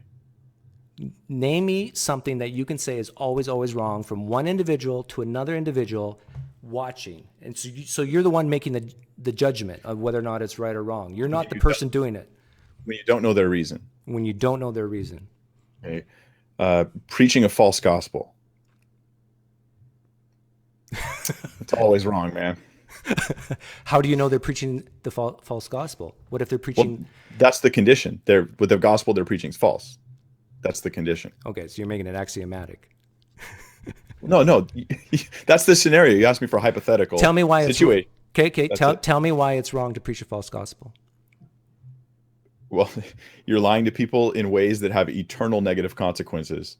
That's But pretty maybe by wrong. preaching a false gospel, that will help people get to the true gospel. Yeah, I don't think so. Well, what if that actually happens? I think that it'd be fantastic that somehow, I mean, that happens in a sense with like a Jehovah's Witness knocks on your door and they tell you something and you go and study and then you find out the truth and you get saved. Great. But you're still under penalty. You're still under judgment for having gone out preaching that false gospel. So God can use evil for good. This doesn't make evil good. There was something I wanted to ask you.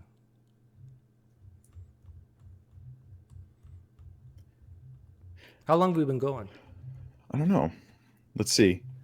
About a little under an hour and a half, I think. So, yeah, I know what I was going to ask you.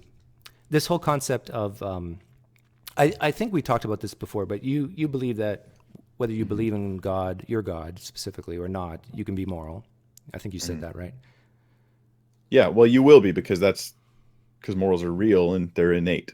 So whether you believe in a God or not is irrelevant, almost pragmatically, at least, to how you behave. No, I don't think it's irrelevant because you're on that moral spectrum. You have moral behavior, but I would be very different if I didn't believe in God. But would you be less moral if you didn't believe in God? Oh, I definitely would. Yeah. You would. Yeah. In what way? I bought a motorcycle a few years ago and the guy handed me the pink slip and he said, write in whatever amount you want because of taxes. And you could cheat on that. The only reason why I didn't write in whatever amount I want was because of my Christian faith. I'm like, Lord, I'm accountable to you. And I have lots of justifications. Oh, the government taxes too much and da-da-da. But I'm like, you know what? So I'm accountable to God, so I did the right thing. So you did the right thing because you wanted to be accountable to God. Because I want to honor the Lord. Because you want to honor the Lord. Okay. Now, and if I didn't have that, I would lie more. I would cheat on my taxes. I wouldn't be honest about my income I get from doing guitar lessons when I have my end of the year tax reports. Okay, let me give you a scenario. You see, you're walking behind, no, not you. A person's walking behind another person in a mall, and the person behind sees $100 bill fall out of their pocket. Mhm. And they go to grab it off the ground. But as they're just grabbing it, the person who the $100 bill came from turns around. And the person goes like this. It goes from, he grabs it off the floor and he's about to put it in his own pocket, but then he sees the guy turn around. So he oh, you dropped this, sir. Here you go. And he says, oh, thank you. Thank you very much. Okay, so that's the first person. Now here's the second person. The second person sees the exact same thing. Person in front of him drops a $100 bill. He goes to grab it off the floor. The second person behind grabs it off the floor and doesn't go to put it in his pocket, but immediately says, excuse me, sir, you dropped this, before he even turned around. Mm-hmm. Which person is more moral to you? The first person or the second? The second person. You notice the second person did the right thing without being watched. Well, how do you know that? Well, no, I mean, I guess you could say nobody was watching him, but here's the thing. The first person did the right thing. You are the first person, Mike. No. Yeah. You told me just now you didn't cheat on your taxes because God is watching you. No, that's not what I said. Well, no, okay, you're right. There's a reason why you're not saying what I said. That because you want to be accountable to God. That God is accounting for you. You want to please God. You want to do his will. I said I want to honor God. You want to honor God. Okay. Is that the same motive as the second guy or the first guy in your story? The first guy gave the $100 bill back because he realized that the guy was watching. Because he was, and the impact of that is, oh gosh, I'm busted. I guess I'll hand it over. But the implication that that's not the reason why I. But you just said, Mike, Christian, who's obedient to God. I'm sorry. Go ahead. I know I'm muted when you're talking, anyways. No, you're not. So, I think so, and which is a good thing. Otherwise, it's just chaos. No, this is not Google Hangouts. I don't think you are. But my point is that you just told me that the reason why you wouldn't cheat on your taxes is because you want to honor God. Mm-hmm. And then you also said that if God did not exist, you probably would cheat on your taxes. Did you not? Yeah, I would. Okay, now how is that different than the first guy who would have cheated, would have put that $100 bill in his pocket, but soon as he was watched, he changed his mind and said, oh, here you go, sir. It's different. It's different for this reason. It's different because my motive is not based on the fact that I'm being watched. It's based on the fact that these morals and values are real and they matter. And I want to do the right thing because it actually is the right thing. It's not just some evolved instinctual preference that I kind of have foisted on me. And also because God saved me, I love the Lord and I want to honor him. I look at those opportunities as a beautiful moment to just say, I love you to God. And I wouldn't have that motive before otherwise. If I was an atheist, Doug, if I was in your worldview, I would be a total nihilist. And I wouldn't be happy about it necessarily, but I would believe there was no real actual value to the moral things we do. It was just pragmatic. In which case, Mike, when those morals didn't work for me, I'd have great motive to not follow them. Mike, I don't believe you would be a nihilist, and I don't think you would cheat on your taxes if you left Christianity or became an atheist. But even if you're right, please, Mike, don't leave Christianity then. If you need this to do the right thing. Doug, this is so like rhetorical gymnastics that you're doing right now. Well, you just admitted that you would do the wrong thing if it weren't for God. Yeah, well, yeah, of course, do the wrong thing. In some situations, I absolutely would. Yeah. Okay, now my life is better because of God, because of Christ. Now, if you want to try to flip that over and make it sound like, whoa, man, you poor Mike, you need Jesus. Like, you better stay in your delusion because it'll protect us from you, kind of thing. That's silly. I used to be a Christian. I'm now an atheist. Guess how many people I've raped? Why? The point is this, Mike. Why hasn't these things happened to me? I swear I have not cheated on my taxes. I have not changed numbers on pink slips or whatever. Why do you think I can do it and you can't? Yeah, I'm sure there's things you've done upon saying, you know what, I don't think I'm really accountable. But not because I'm an atheist, though. That's the point. I'm saying that. But here, the problem here is it's based upon I'll just be honest with you, Doug. It's based upon your self-reporting, and your self-reporting is based upon you being an apologist for your own beliefs. So you're saying my self-reporting might be wrong? Yeah. Do you think your self-reporting could be wrong about that you would be this terrible person if you left Christianity? I didn't say I'd be this terrible person. I just described who I would be. You think that's terrible? Well, if you're cheating on your taxes, you might go to jail, and that might affect your wife and family. That would be pretty bad. Yeah. Yeah. I would do it whenever if I wouldn't get in trouble for it and I felt like, well, they tax too much anyways, I feel justified, then based on my little box, this is the right thing, this is the fine thing to do. See, but this is why, and we're going to disagree on this, but this is why I Yeah. find your worldview a little bit repulsive, because it paints you as being this totally depraved person who it doesn't even have the ability to do the right thing unless their God is behind it all. Yeah, but that's not even what I'm describing. That's what you're doing is you're taking a nuanced thing and you're spreading it out as though there's only one side of the coin and then slamming me for being one-sided when I'm really not. I honestly think I didn't say I would go up to strangers and beat them for no reason, but yeah, I would be less moral. Now, and this is a catch-22 because you as an atheist, you're laying a trap. You're like, hey, Mike, would you be a better person and if I, or a worse person if you were not a Christian? I say yes. Then you attack me for needing God to do good things. And if I say no, then you say, well, then why do you need God, Mike? There's no point. And so really, it's a typical catch-22 thing. It's just a psychological thing. I am very bewildered why you think so lowly of yourself that you would be this person without God. Do you think that's low based on what moral standard? Well, I'm just talking about simple things like Your little box. If there's no morals, if there was no God, and there's no morals, then why wouldn't I do whatever I want? maybe you would, if you became an atheist, you would take on my worldview and say, no, there is morals. It's just not defined based on your God. It's based on stuff like well-being and unnecessary suffering. And maybe you might even become a better person. Yeah. If I was, I understand philosophy enough to say if I was an atheist, I would face the music and I'd be a nihilist. I would say there are no objective moral values and duties, and that everything is just Why aren't all atheists nihilists, do you think?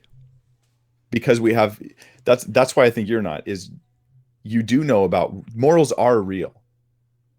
And you're sort of forced into the idea of morality because it's true. You're Why denying couldn't you be something like me? that's Why real. couldn't you be like me? A guy who thinks that morals are real and yet not be a nihilist. You don't think they're real. You don't believe in objective moral Not- values and duties.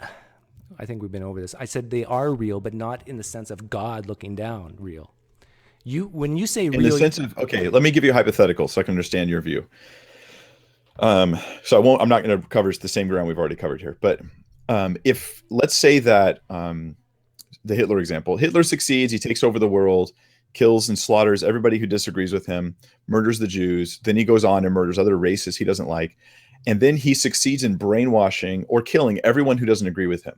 So now you're in a world, right, with the whole population of the earth believes that Hitler's worldview is right, that his stuff is morally true. It was morally good to murder all those Jewish people. Is that actually true? is what actually true? Is it really morally good to murder all those Jewish people? No, not based on my definition of morally good. Is it actually morally wrong? Yes, based on my definition of morally wrong. Then that would be objective moral values and duties that exist whether people agree with it or not. No, Because you see, Doug, you got brainwashed too. I chose those definitions based on well-being and unnecessary suffering. I could have chosen to be a nihilist. Do you not agree? Yeah, sure, you could have, but I don't think that's relevant. But no, it's relevant in what you put in your box. In this sort of hypothetical scenario, you were either killed or brainwashed. So now you're either not in the world, or you're in the world and you agree with Hitler. Everybody agrees with this guy. Well, if I'm truly brainwashed, I'm a robot, and now, is it really true that it was okay to kill those Jews, even though, because everybody agrees, everybody, including you? Is that actually right? Are you asking me at that time? In this hypothetical world, if I'm brainwashed and I'm just doing what I'm told, I'm not saying what will Doug say if I ask him. I'm asking you: is it actually true? This is a simple question, man. Yes. Is it really true? Yes, I'll answer it. Looking out from the outside in, I would say it was bad what Hitler's doing. If I'm in it, in your thought experiment, as a brainwashed person, I would say, no, this is not bad. So you would say it's bad or not bad, but is it actually bad? Is it actually bad? What would you say? What you're doing is that you're asking me how could I know if I'm brainwashed? I couldn't I'm know. not asking about what you know, Doug. I'm asking, is it actually bad? Do you realize you're not hearing my question? Well, no, your question is sort of like, I guess the simple answer is I don't know. Okay. And in Because, that, if I can say, but my worldview is superior to yours. but here's why I would say I don't know. Because I have no way of knowing in your scenario. No. I'm not asking about the hypothetical Doug. Does he know? I'm asking, in that world, are all those people, including Doug, wrong about morals? Well, morals have been defined differently at that point, correct? So then they're not really wrong then, if you just go by morals are just whatever you define them to be. Yes, and you've defined them to be the nature of your God. This isn't about my worldview. This is about yours. Right. I think you're dodging. No, It's no. a tough question for you, but I answered, I don't know, because I would not, I'm in one scenario, I'm brainwashed. In the other scenario, I can say, yes, it is wrong. But what Mike, I'm understanding your question. I really am. So I'm asking you, is it wrong? And you're answering, I could say it's wrong, but these are two different things. I know, I understand, Mike. Actually is, that's the difference between objective and subjective, or real morals, and we're just pretending. Mike, I understand your question. You're saying it's something out there that's sort of the truth, capital T, immoral, capital I, that can say that this is really, really, really wrong. I get what you're saying.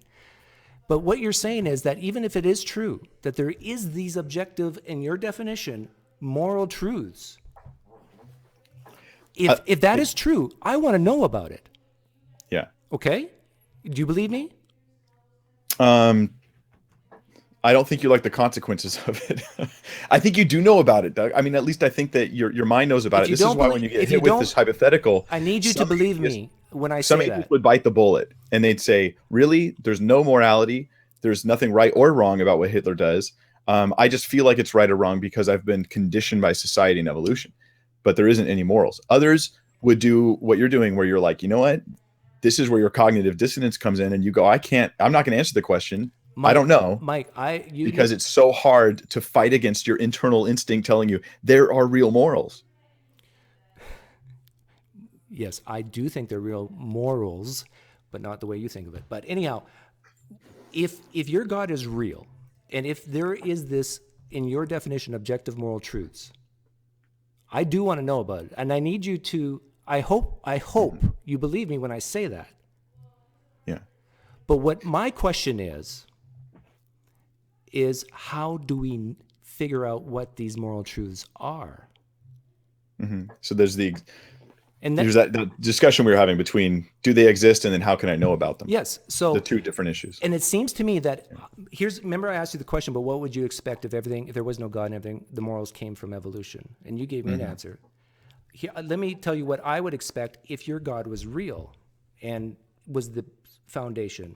I would expect, if these moral truths are so important, that there would be a huge amount of consensus among Christians on all these moral principles. Because we're talking about sin against your God. This is serious stuff. If you don't know what actually is sin or is not sin, you're in trouble. And yet, what do we see, Mike? What do we actually see among Christians about what these moral truths are? We see huge disagreements. This seems like a real confusion about the Christian worldview. We don't teach that if you're Christian, you will have God's morals. No, I'm not That's saying... not that, I mean, I'm you just know saying, that, right? I'm just, like, for example, you gave a video on homosexuality recently. You know as well as I do, there's Christians out there who would say it's completely moral for lesbians to get married. Yeah. You disagree with that. Yeah. Who's right? What's the real moral truth?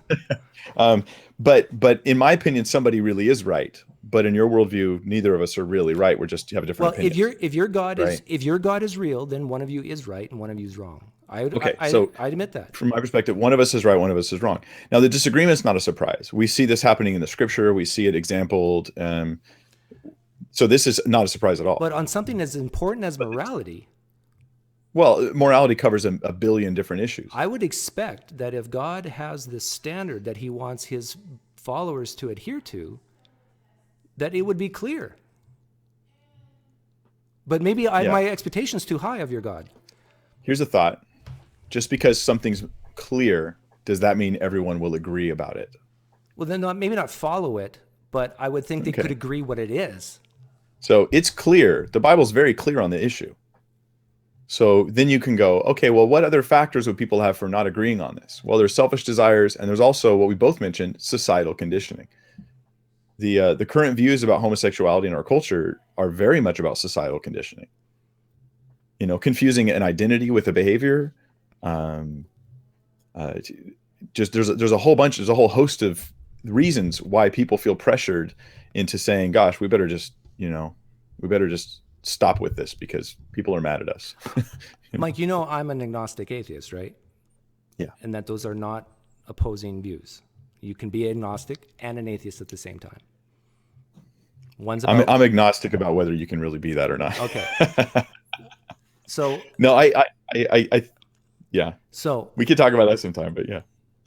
I've been totally open, not so much in this video that we just did, but in prior videos of saying that over and over again, that I am open to a spiritual realm. I am open to a God belief. I am open to everything you're saying right now. But I don't see any evidence of what you're saying. I don't see good reason to believe what you believe. Yeah. And so I get that. I just think that, how can I put this in? I think that your incredulity or your credulity, your inability to believe isn't impressive in the sense of like an argument against my beliefs. My incredulity. And you saying, I just can't believe what you believe. I don't see it. That doesn't impress me for one specific reason, because you continually don't understand I don't understand what? You don't seem to understand the points I'm making. You don't think I don't know. Yeah. It's funny because I have role played people like you over and over again, and I've had people come in. You have, yeah. I've had people come in. There was actually a woman named Lydia. Is it Lydia? The other day, no, maybe it was the other woman who came in during one of my appears, and just came in and heard like 10 minutes and then left. And she didn't want to talk to me a little later on, because she thought I was a fundamentalist Christian. Yeah, I've seen you do your role plays. You can do you can repeat and stuff what they say. I don't mean that you're not intelligent enough to grasp things, but I do think that because you're a very intelligent man. This is not. I'm not insulting you in that sense. Thanks, Lydia. I think that what happens is, when you come near what seems to be a really good argument for God's existence, you divert to an issue that's unrelated or a rebuttal that's inadequate. Why do you think? And that's why you're not convinced. I'm sorry. Why do you think I do that? Why? I don't know why you do that, but you do. Maybe it's to support your position, your current position. Maybe in some sense you're irrational. Do you think I have done my epistemological duty? If I tell you that I have sat down, looked through the evidence, done my epistemological duty, and came up with a different conclusion than you, do you think that was a rational decision? I don't think you have done that. You think and I tried to demonstrate that last time we talked. Remember, we talked about some of the specific issues where you brought up attacks on Christianity that were not founded. They weren't factual. They weren't based on true information. Mike, I showed you that, Mike, and you just said, I don't care. I didn't. Mike, do you think if I knew what you knew, I would be a Christian? Yeah, I think, that's kind of a redundant thing to say. If I knew what you knew, I'd be an atheist. You're implying that I just lack some knowledge. Right? Well, in a sense you do. but it's not just the sense of information. You're taking a detour. For instance, we talk about the issue of slavery.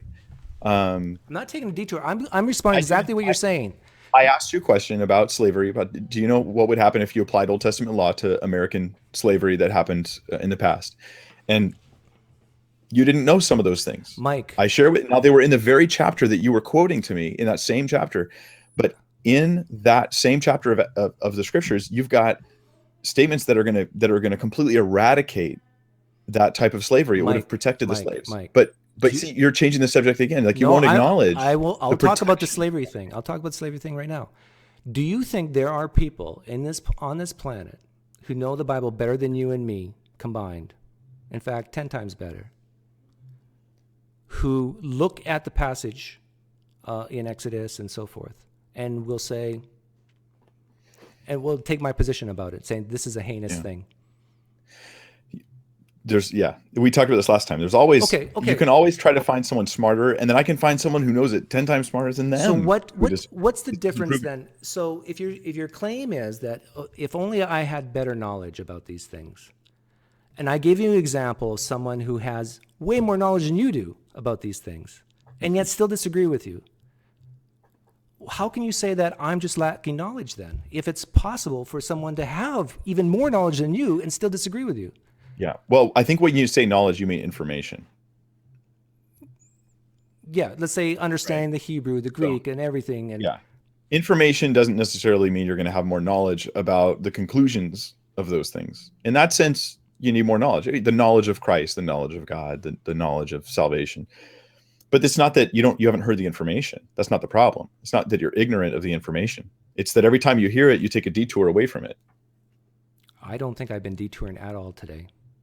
Yeah, but I think when you confuse objective and subjective, and then you're taking a detour, and when you then go on to have moral assaults on the scripture, when you don't even have objective moral values, it doesn't make sense.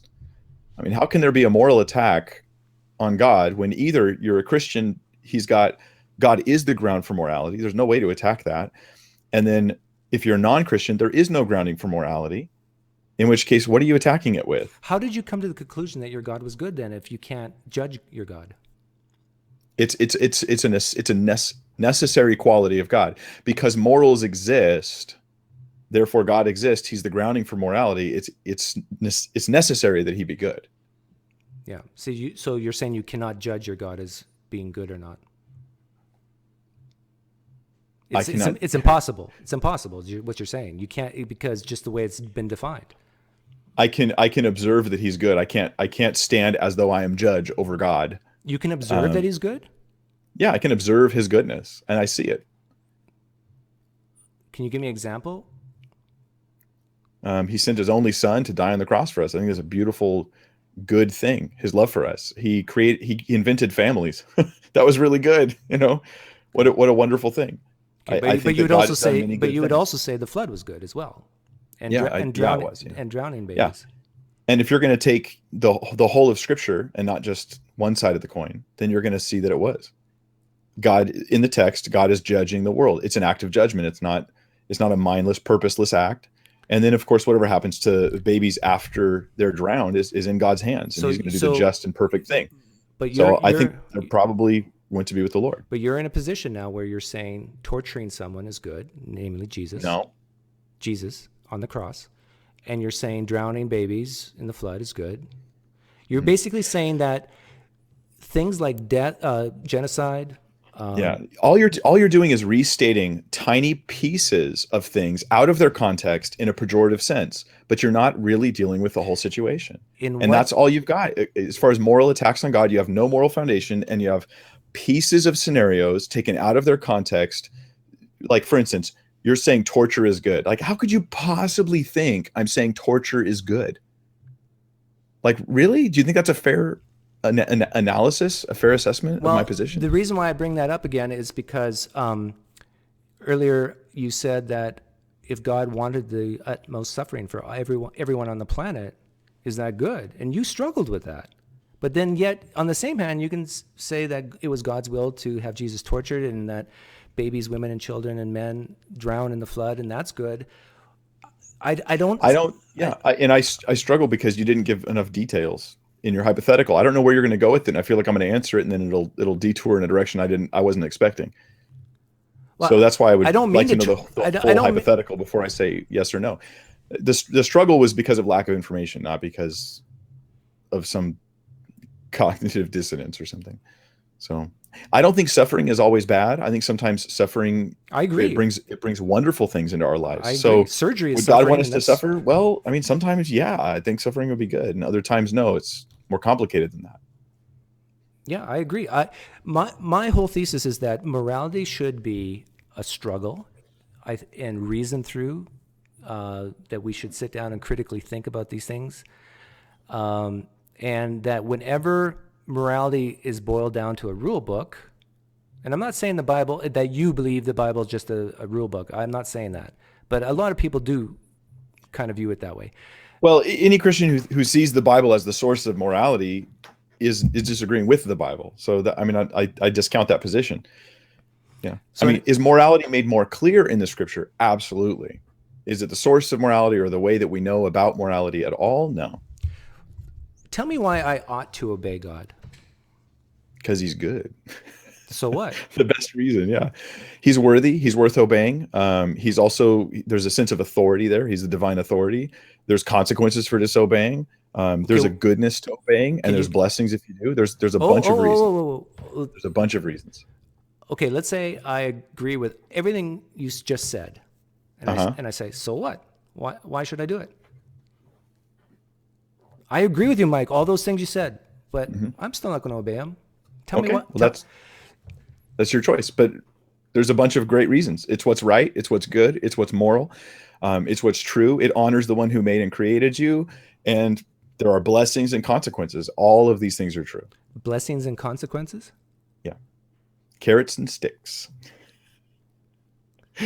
So I've heard you make a big deal about carrots and sticks in other Carrots and videos. sticks. Yes. Why don't you, because other people haven't maybe always seen your videos. So why don't you share what you think about that first? Ultimately, I think not all, but a lot of believers, and I think you agree with this, fear hell. And they think something bad will happen to them if they disobey God.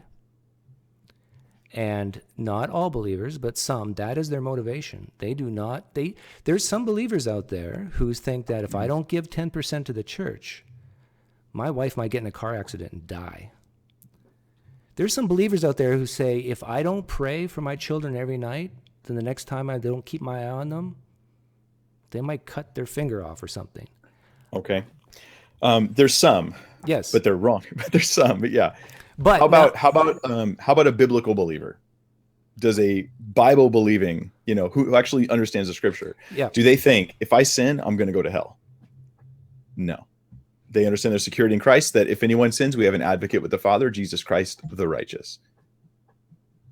So their motive for not sinning is not to avoid hell. Unless they sin continually.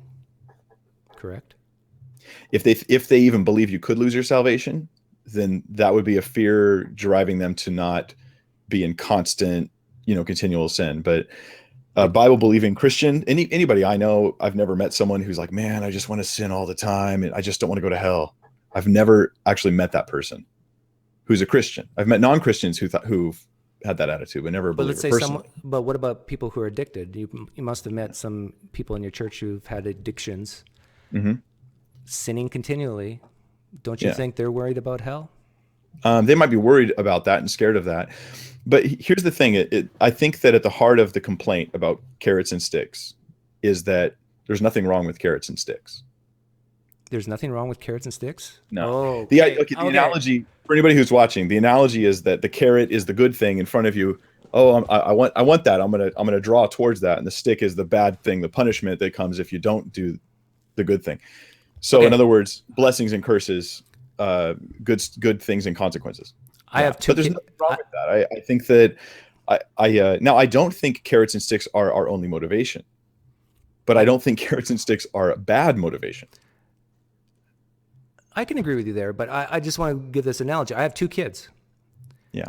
And we often go out to eat. One named Carrot and one named Stick. No, That's funny. And we often go out to restaurants and eat. And Yeah. so if I was to take one of the kids aside and say, look, we're going to a restaurant, it's like an adult restaurant, it's not McDonald's. If you don't whine, complain, yell, scream, you'll get any dessert you want. But if you do whine, complain, and scream and just cause a scene in the restaurant, you will be punished when you get home. I will spank you.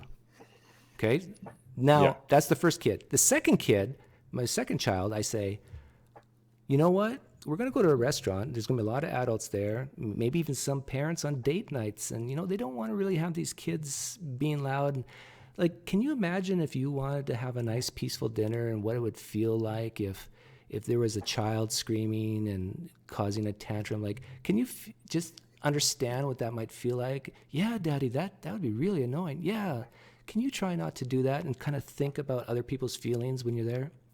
So now let's say we go out to the restaurant. Two kids sit down, they both behave. Result achieved in both cases. Yeah. But here's the question. Not a question, but in my opinion, the child who did the right thing because of empathy and thinking through it, I would put higher than the child who just did it because I want the dessert or I don't want to get a spanking. That's my opinion. No, I agree with you. I do, by way of analogy, I do domestic violence counseling. So I meet with guys who are convicted of some form of domestic violence, and we try to reform them. It's where we work with the courts and everything, right? One of the major things they give you when they're training you for this kind of counseling is carrots and sticks. They try to get the guys to do what's right because, hey, do you really want to go back to jail? Hey, do you really want to be miserable? Hey, do you really want to? I see that as the lowest level of motivation. The other way to put it is consequential thinking. You just think about the consequences of your actions on yourself. But that's the lowest level of good behavior. Next up would be doing something because it's right, doing something because you care about other people. These would be much better motives. So in that sense, there's nothing wrong with carrots and sticks, but they're not the greatest motives. Yeah, And I know believers who, and like myself included, who think, okay, so we have treasures in heaven. Like, I'm excited about that, but that's really not why I serve the Lord. I just want to serve him because I love him. And they almost feel weird. And then they take solace in the idea of casting their crowns before God, like Revelation says, because they go, I don't really want anything, Lord. I just want to give it all to you. That love is love is their motive. Love really is their motive. And that's a beautiful thing. But on the same token, for those for whom love is not motivating them, carrots and sticks are entirely appropriate. But you did scare me a little bit before when you said that, you would do X, Y, and Z if you weren't a believer. And Yeah. the reason Well, I wouldn't think there was a reason not to. But I view you wanting to honor God as some type of carrot.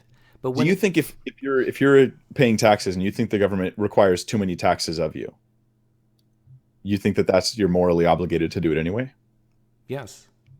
Okay. And do you think that most of your atheist friends agree with you on that? Well, yeah, I think I mean, they do. just guess. What do you think? I think so. Okay. Maybe you could ask him in a conversation.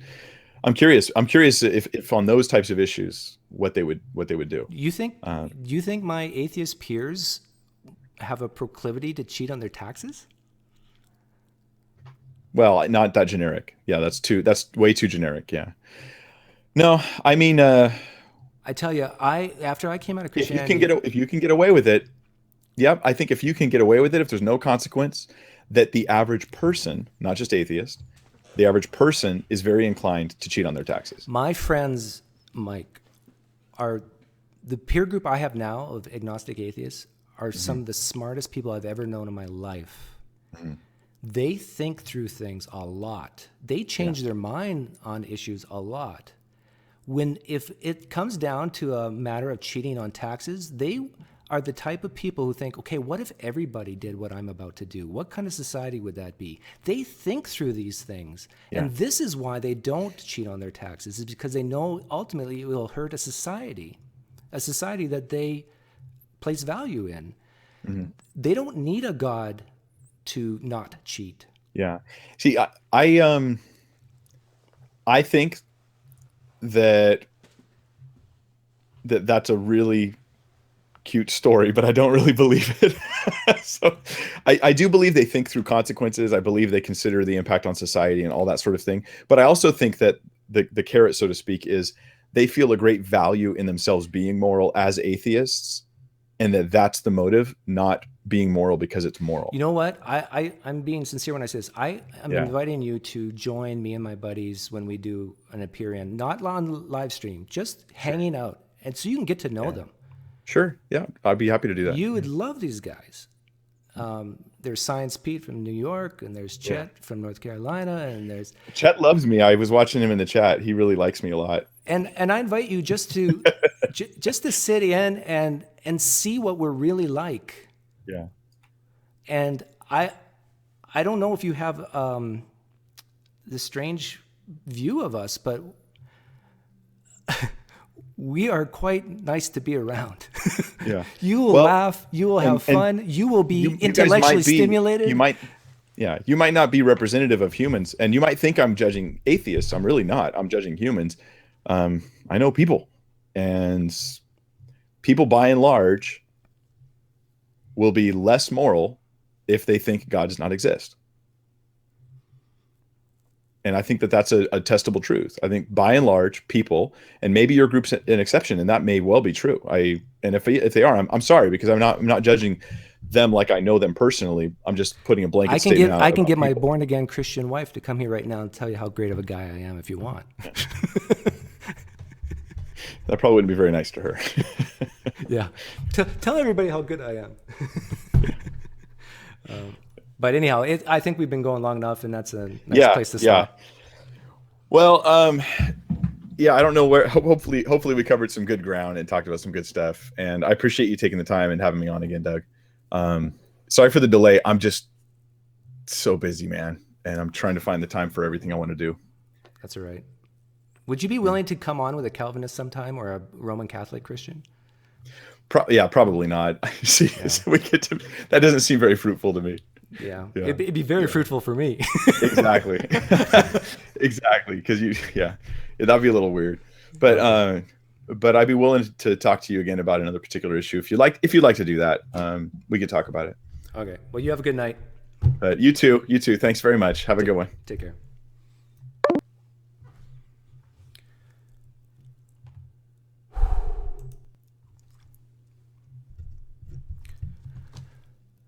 Well, guys, I think I will end the stream here. Sorry, my Canadian accent. Sorry I didn't take questions or anything like that.